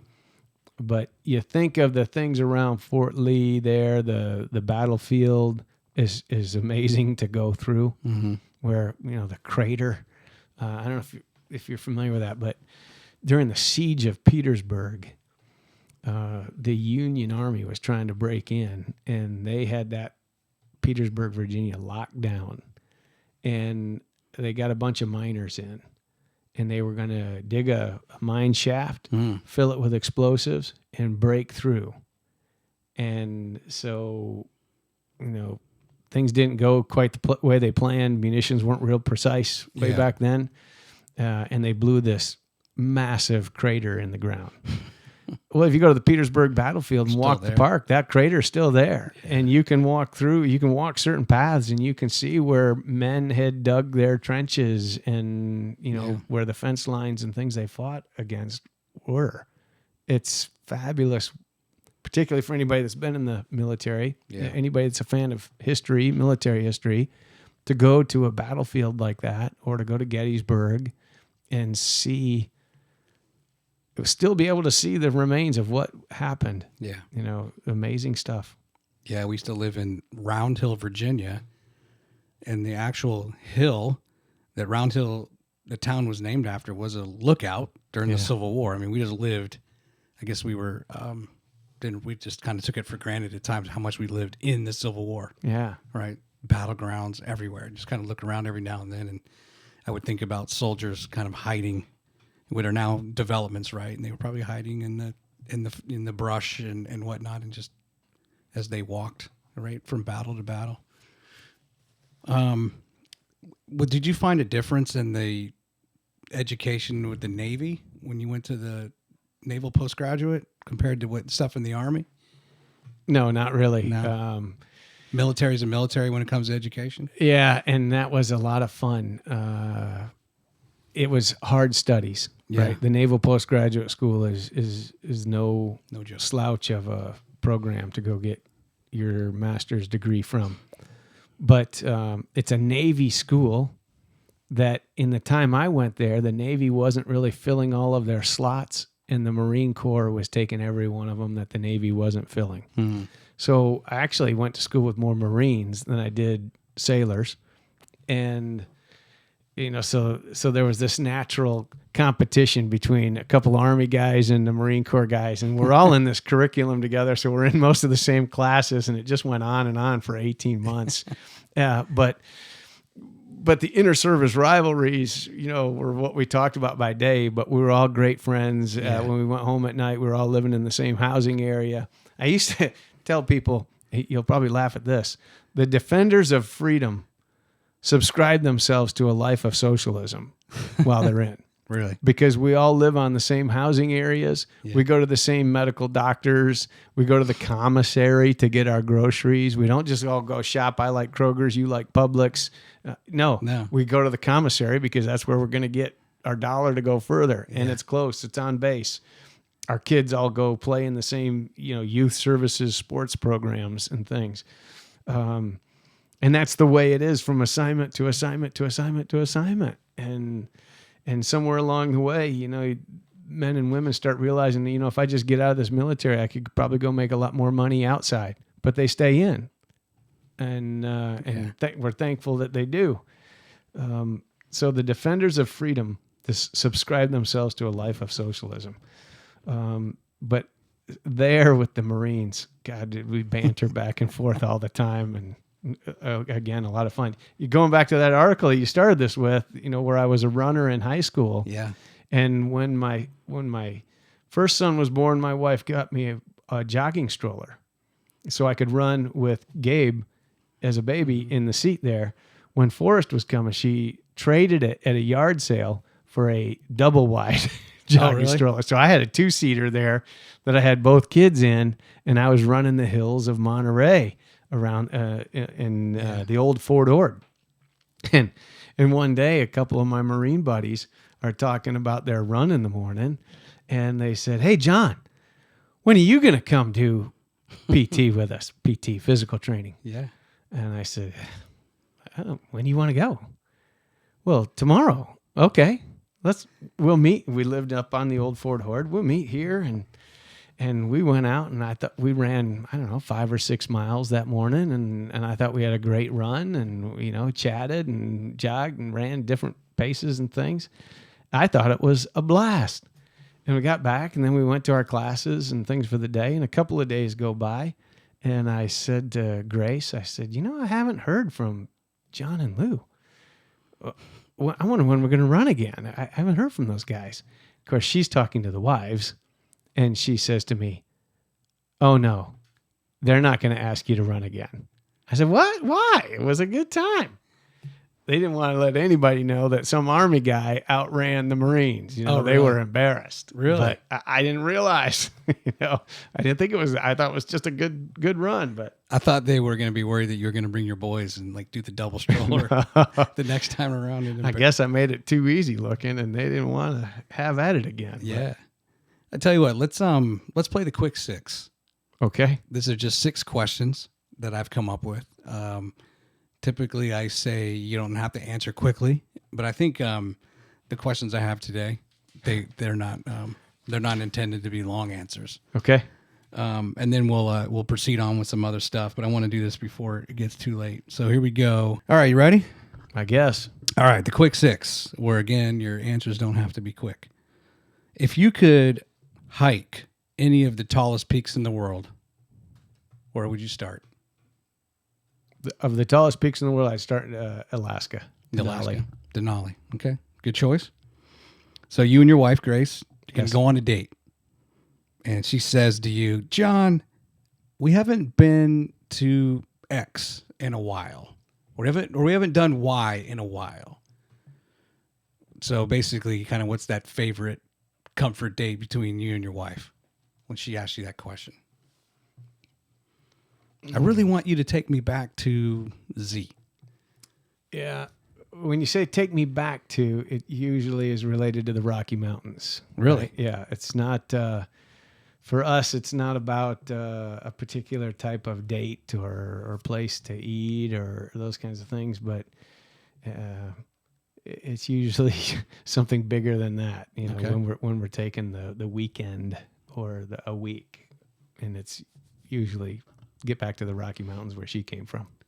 Any particular part of the, I always think of the Rockies. I think of I-70 and the resorts that you come across. Does you have a particular favorite as far as the Colorado resorts? We go out to Avon, Colorado, and Beaver Creek. Every winter. There's a small little, people talk bad of timeshares, right? It's not the best investment, but we have a timeshare there that we bought when I was a lieutenant that we have gone back to every year. It's not big. It's small. They generally know who we are when we walk through the door, even though we've only been there 1 week a year, but we've been there for so long. The kids knew every inch of the place, and it's right on the bus transit to the hills. And we always loved the service that we would get as customers. It doesn't get any better than Beaver Creek. I love Beaver Creek. I've been there. They used to have a motto on their advertising, Beaver Creek, not exactly roughing it, right? But even when I was deployed, from Fort Carson, Colorado, when I was with 10th Special Forces Group, I was deployed more than I was home. So in the wintertime, Grace would still take the boys, very little, up the mountain and, hustle them to the bus, and they would get to the slopes. And Beaver Creek has volunteers in red ski jackets. You can see them. The instructors are in blue. The volunteers are in red. And they'd be right there as soon as she got off the bus asking, hey, can I help you get those skis? So that the kids, it was just always extremely customer service focused. And so that's probably the favorite spot there that way. I love the way that mountain's laid out, and I like the way the aspen trees are laid out too on some of those runs.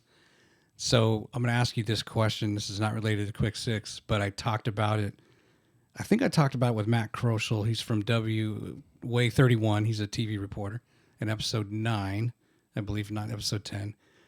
Idaho Springs, which is right off I-70. I think it's on the east side of the tunnel, has Bojo's Pizza.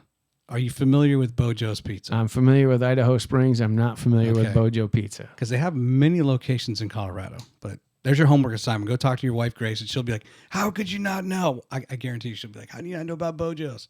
And you dip it. They're famous for you dipping the crust in the honey. But when you go back and you go to Idaho Springs, you got to go to Bojo's. All right. Unpaid promotion there for Bojo's. I have no. Maybe they're. I don't think they. I think they're a thriving business, and I think Idaho Springs might have been their first location. And you'll love it. It's a very charming. It's kind of like an old warehouse that you go into that was converted into now it's just a pizza joint. So it's one of those where they might have 15 rooms where they're seating people. You kind of get lost in there. It's awesome. All right. Something that, as people listen to this, something in your background that might surprise people. You have an interest or a hobby or I think it normally surprises people when I tell them I grew up on a beef farm. Okay. Leading cattle around. 60 acres.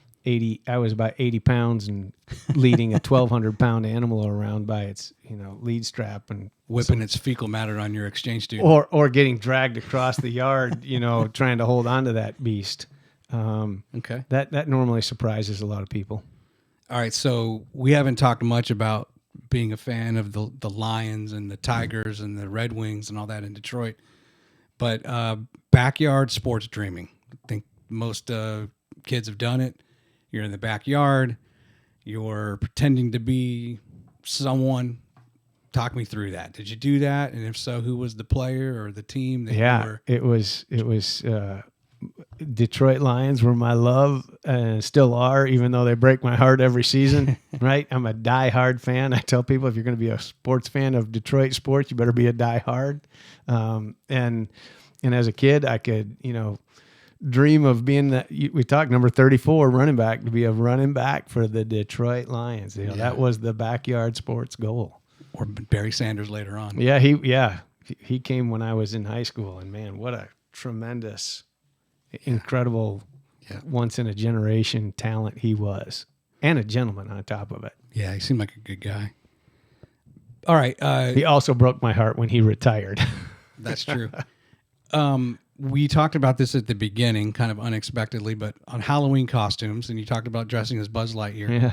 But what has been the best costume that you've ever assembled? Tell me about it. First of all, I don't assemble them. It's Grace's creativity, and she puts it together.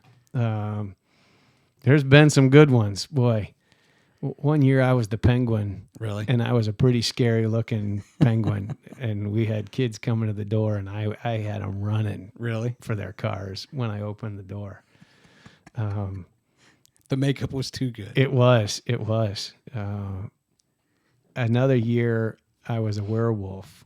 Okay. The first year we were in Huntsville, and we would throw a pretty good Halloween party. And this werewolf costume, she had gotten the pieces that just kind of go on your face, so it's not a mask all the way over your head. They were accessories that were glued on, so you could still move your mouth and things. And then the gloves with the fangs, and it was a great costume. So we threw a Halloween party and had a bunch of the other officers and their spouses come, and that was funny just because some waited out on the street to see were people really coming in costume or not before they would come in. One couple who's still in Huntsville, and I will not name his name, did not get dressed up in costume, and his wife gave him the Third degree type thing. yes. Yeah. But Berated him. But the house was set up with this. We were renting a house, and it had this natural front door entry area with the lamp over it, and there were two doors.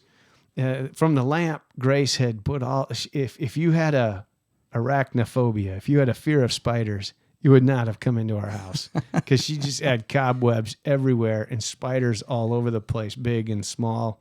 And from the lamp hanging in the entryway, she had this small skeleton hanging upside down and all wrapped up in the cobwebs. Small skeleton. What does it end up looking like? A child. It was gruesome stuff. And so there's two doors. One was the coat closet, and the other door was to a hallway bathroom kind of thing. And so Gabe was he was a vampire, and I had him greeting people at the door, and he would greet them, welcome them in, and I was hiding behind the second door in my werewolf costume. Yeah. And people, it was the very first time seeing this kind of thing, and they're looking all around it because the whole house, she does it from door to door. And so they're just looking around at everything, and Gabe's asking, can I take your coat? And he's kind of getting them into the house. And I would slip through that back door right behind him, and I start howling like the werewolf. Howl! And I had people jumping 3 feet in the air.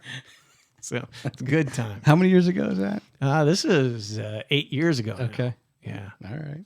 That's good stuff. Unfortunately, the pandemic shut down the Halloween parties, and we haven't gotten back to it since. Yeah. But All right, last question. So Michigan State, big rivalry. You've endured that rivalry, right? The ups and downs of that through your life. yeah, But take me inside game day and the spread of food and drink that are important to you. What are those things that are important to you? That's probably bigger than the Super Bowl. yeah, For all I know. yeah. But I almost embarrassing to say because it's probably I watch the big games alone. Okay. That kind of makes sense. So number one, my family doesn't want to be around me if it starts going bad, and I don't want to be around other people if it starts going bad. Yeah. Right. But tremendous rivalry that. So do you eat alone? Do you eat like a hamburger or hot dogs or? That just depends. Okay. But I feel you. I know what you mean. there is. If you just saw just this last weekend the game, and then what transpired after the game, unfortunate events, right? That they can't leave it on the field. I said to Grace, talking about what happened between Michigan State and Michigan in the tunnel, where a fight breaks out between the football players. Yeah. They tried to put a few security measures in place because they knew it was going to be spicy. Mm-hmm. But everybody needs to watch the Army-Navy football game. Every year that game gets played, Yep.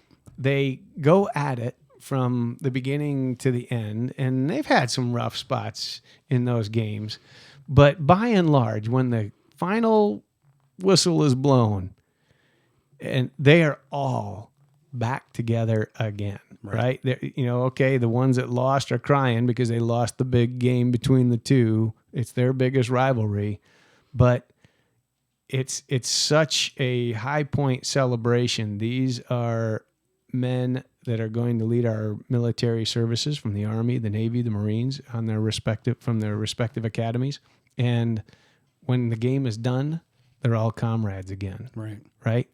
Now, the hatred between Michigan State and Michigan can run deep from all those years of different things, but there's a degree of appreciation for each other that has been lost. Again, I talk pretty highly, I think, about coming up from the state of Michigan. Yeah. But yet between the two schools and the things, boy, it is like there is a boundary that runs from about Flint, Michigan, diagonally across the lower peninsula, and you're on one side of it or the other usually. Yeah, it's a shame that people can't channel that. Look, it's a game. It's sports. We all want to win.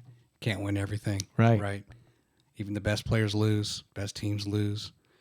And at the end of the day, we should all be Americans again, right? Right. And good comrades, but yeah, it gets ugly. It just gets ugly. I want to make sure that we spend any remaining time on AUSA. So let me ask you this. When did you get involved as a board member with the Association of the United States Army? That was somewhere almost, it was about 12, 18 months after I retired. Okay. That one of the other board members reached out to me and said, hey, Johnny, you interested in this? I absolutely was. I knew what AUSA was from the time I was a cadet at Michigan State University. We had a little chapter there. And it was important for me, one, because I knew what they did for the military. Two, because I knew they were a big part of our community here. And I had said earlier, my dad was a community man.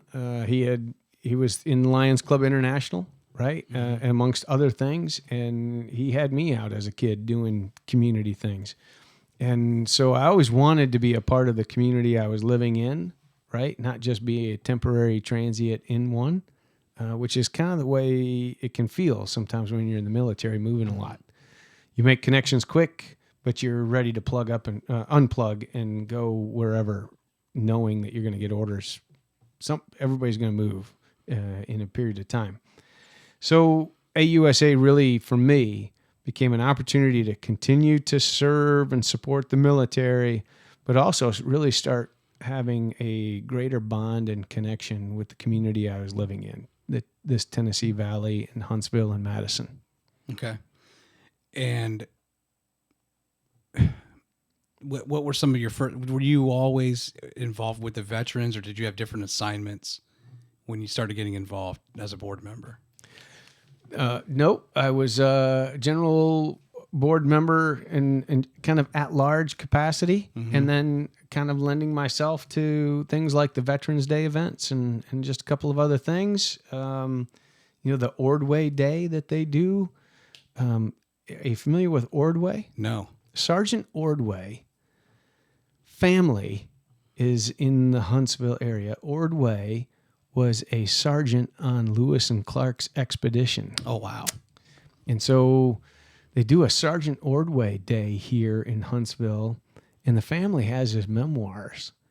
And whatever day the Ordway Day comes out, they usually come out with that book, and they read what Sergeant Ordway had wrote that day. Oh, wow. I'm like, what a That's cool. opportunity. Yeah. And so it was just starting to see these kinds of things come around and where I could help out. And then they decided, that's when they asked me to start speaking a little bit more or Gotcha. Or doing I guess the cat got out of the bag when I did Veterans Day with Liz Hurley. And now they kind of refer to me sometimes. I won't say, it's not my title, but some people have started calling me the voice of AUSA here in Huntsville with the chapter. But it's, again, if they ask me, I'm going to say yes. That's kind of the way it goes. I forgot to mention this earlier when you were describing some of the MC events, but doing an MC gig is so different than doing a live parade. That's not easy to do, right? And when you're calling the floats and you're doing the play-by-play for a parade, Right. Which is very different. And it's kind of funny when people just assume, oh, let John do it. Well, it's not necessarily easy to go from public address in sports or play-by-play to TV anchor to field reporter to calling a parade for an hour. And thank God it's not just me. Sure. All right. Janet Marino, wonderful lady, helps with researching every one of those entries. So we've got some information there. Yeah. I do my own research a little bit on top of it so that I knew the difference between a Vietnam era Willys Jeep and a Korean War Willys Jeep and a World War II Willys Jeep. There are different serials and pieces there. And then, but yeah, the live aspect of it, right? So I walked into Channel 48 studio last year and I've got my paper notes. They've got all the paper notes that were sent over and they've put them on this tablet that they use to keep track. And you got an earbud in your ear. So they're telling you who's coming and you're looking at a screen at what the camera shows you what's coming. Yep. And then you're listening, to your co-host. Liz is right there and she's talking through things and you're trying to listen to what she's saying because she's prompting me. And then there's a little guy talking in my ear and then there's something on the camera and I'm like, it was high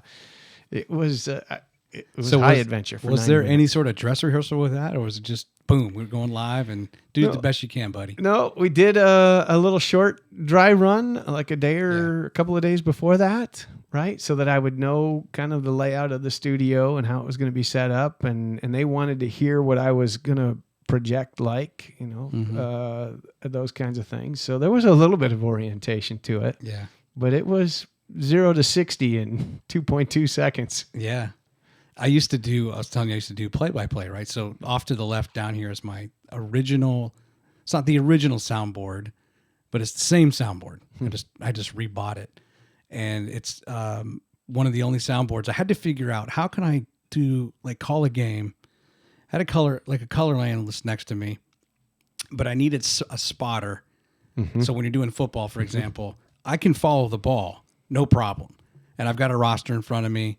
And if number 4 is the quarterback, you're gonna learn the playmakers quick, right? In football, and so it's not. And then eventually you memorize, especially if it's like the away team and you've never called them. It doesn't take long before you've got their numbers and their names memorized. If the roster is correct, that if the roster's you right, yeah. But then through that, for who's made the tackle, and of course I want to be quick and professional in my call. I don't want to have to be like, oh, hold on, let me see. Right? So I figured out I got a soundboard where you can. It's an Alt 3/4 channel, and I can mute like a channel. So let's say it's channel 3. The mic on channel 3, my spotter's holding, and when he talks, I can hear him on like a production channel, but the program, it doesn't go out into the program. And not all soundboards do that. So it was like trial and error to figure this out, and I was so excited when I figured it out, because now I could have all these people in the back, in the background on microphones if they want, chattering and talking. I had a statistician and a spotter and cameraman, and they all could talk, and we could hear them, and they were just feed me information. It to you. Yeah. Just feed it to me, and when I want to use it, I will use it. But don't be shy, and don't feel like you're going to stop me. I'm going to keep talking, but I'm going to use that information at some point. But it was I felt so like I was so gratifying when I figured that out. Like, hey, this is kind of like big time for a $100 soundboard. That's pretty cool. In 2001, when I was out at Naval Postgraduate School, we had a niece and nephew that were living with us at the time, and I got the nephew into football, and he needed football at the time. He needed some team building sports and some physical activity and a sense of accomplishment and achievement, and that gave it to him. Yeah. But I get him into football, and he comes home after the first couple of practices, and he says, "Hey, Uncle John, they got a parents' meeting tonight." I said, "Parents' meeting? For what?" And he says, "I don't know, but something about boosting, sports boosters." So, okay, I got him into this. I'm going to go. Yeah. And I went to the booster meeting, and Seaside High School I talked about Petersburg, Virginia in the mid 90s, still looking like it was still suffering from the siege of Petersburg in some ways.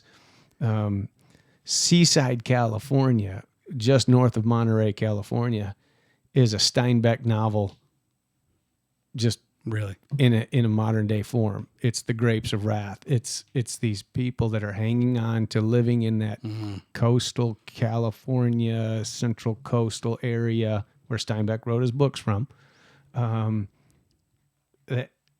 They're having hard times. I mean, they were in 2000. They were having hard times with gas and food and the price that they paid for where they lived. It's so expensive out there. I was like, God, why don't you move inland and have money? But they stayed out there. Yeah.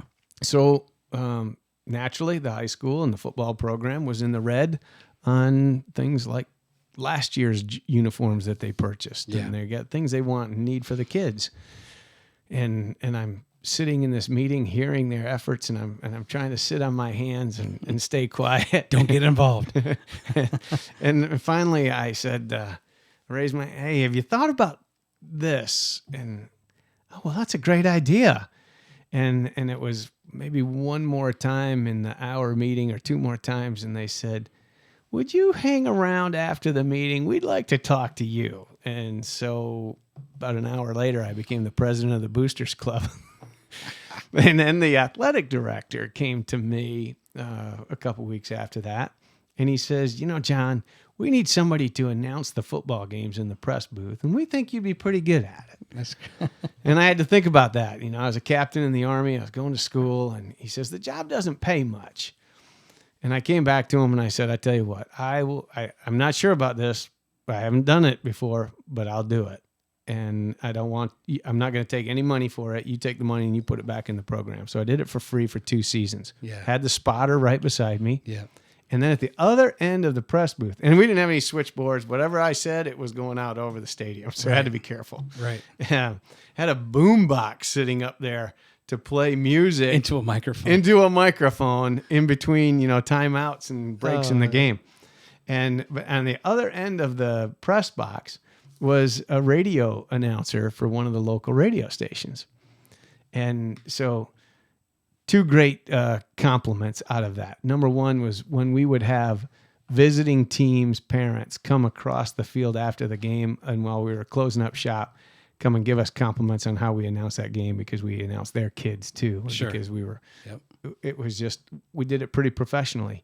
And the second thing was one play in the middle of the game, I announced the play and what happened, and sure enough, 2 seconds later, I hear that radio announcer say the same thing word for word into his recording. So going, he was feeding. You were acting feeding as his him. spotter. Yeah.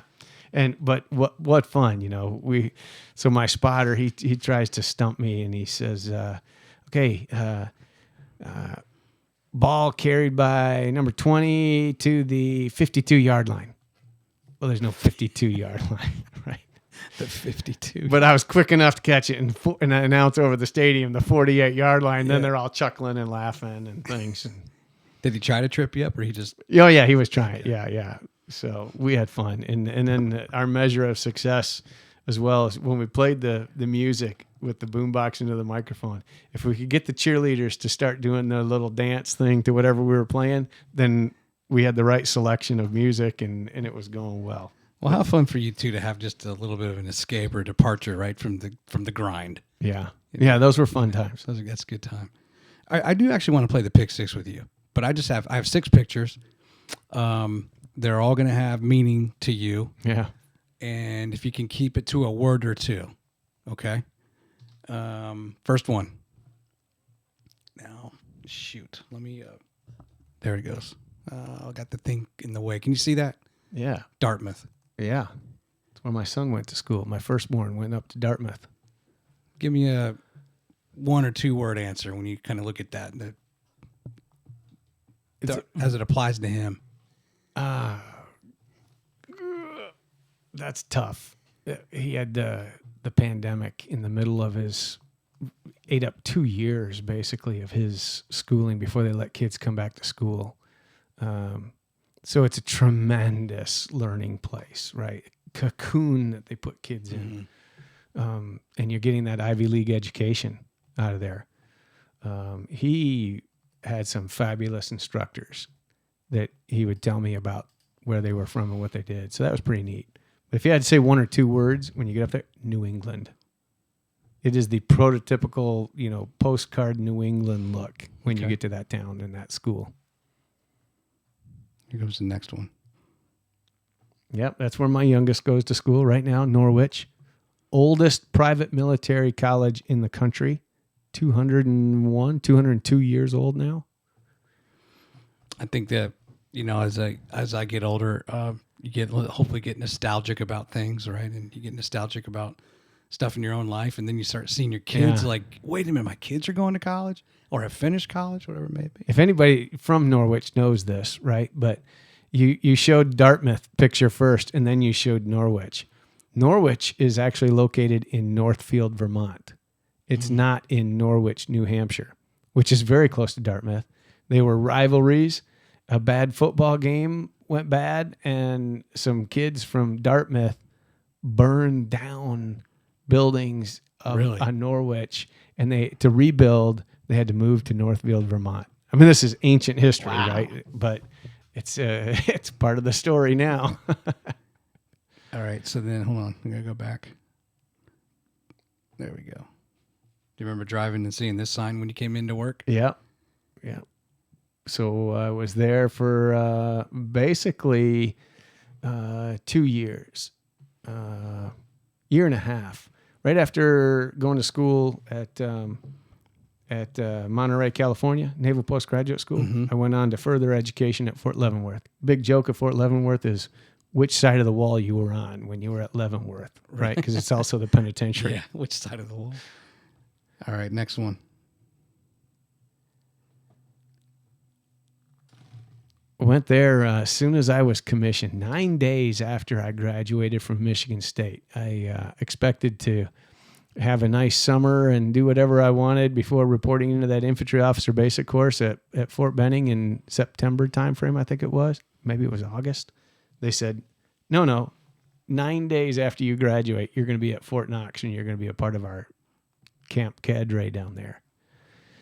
And then we were there again when I was a branch chief at Human Resources Command. I had just finished Battalion Command and went to Army's Human Resources Command, where I was the branch chief for all of the lieutenants and captains across the logistics branches.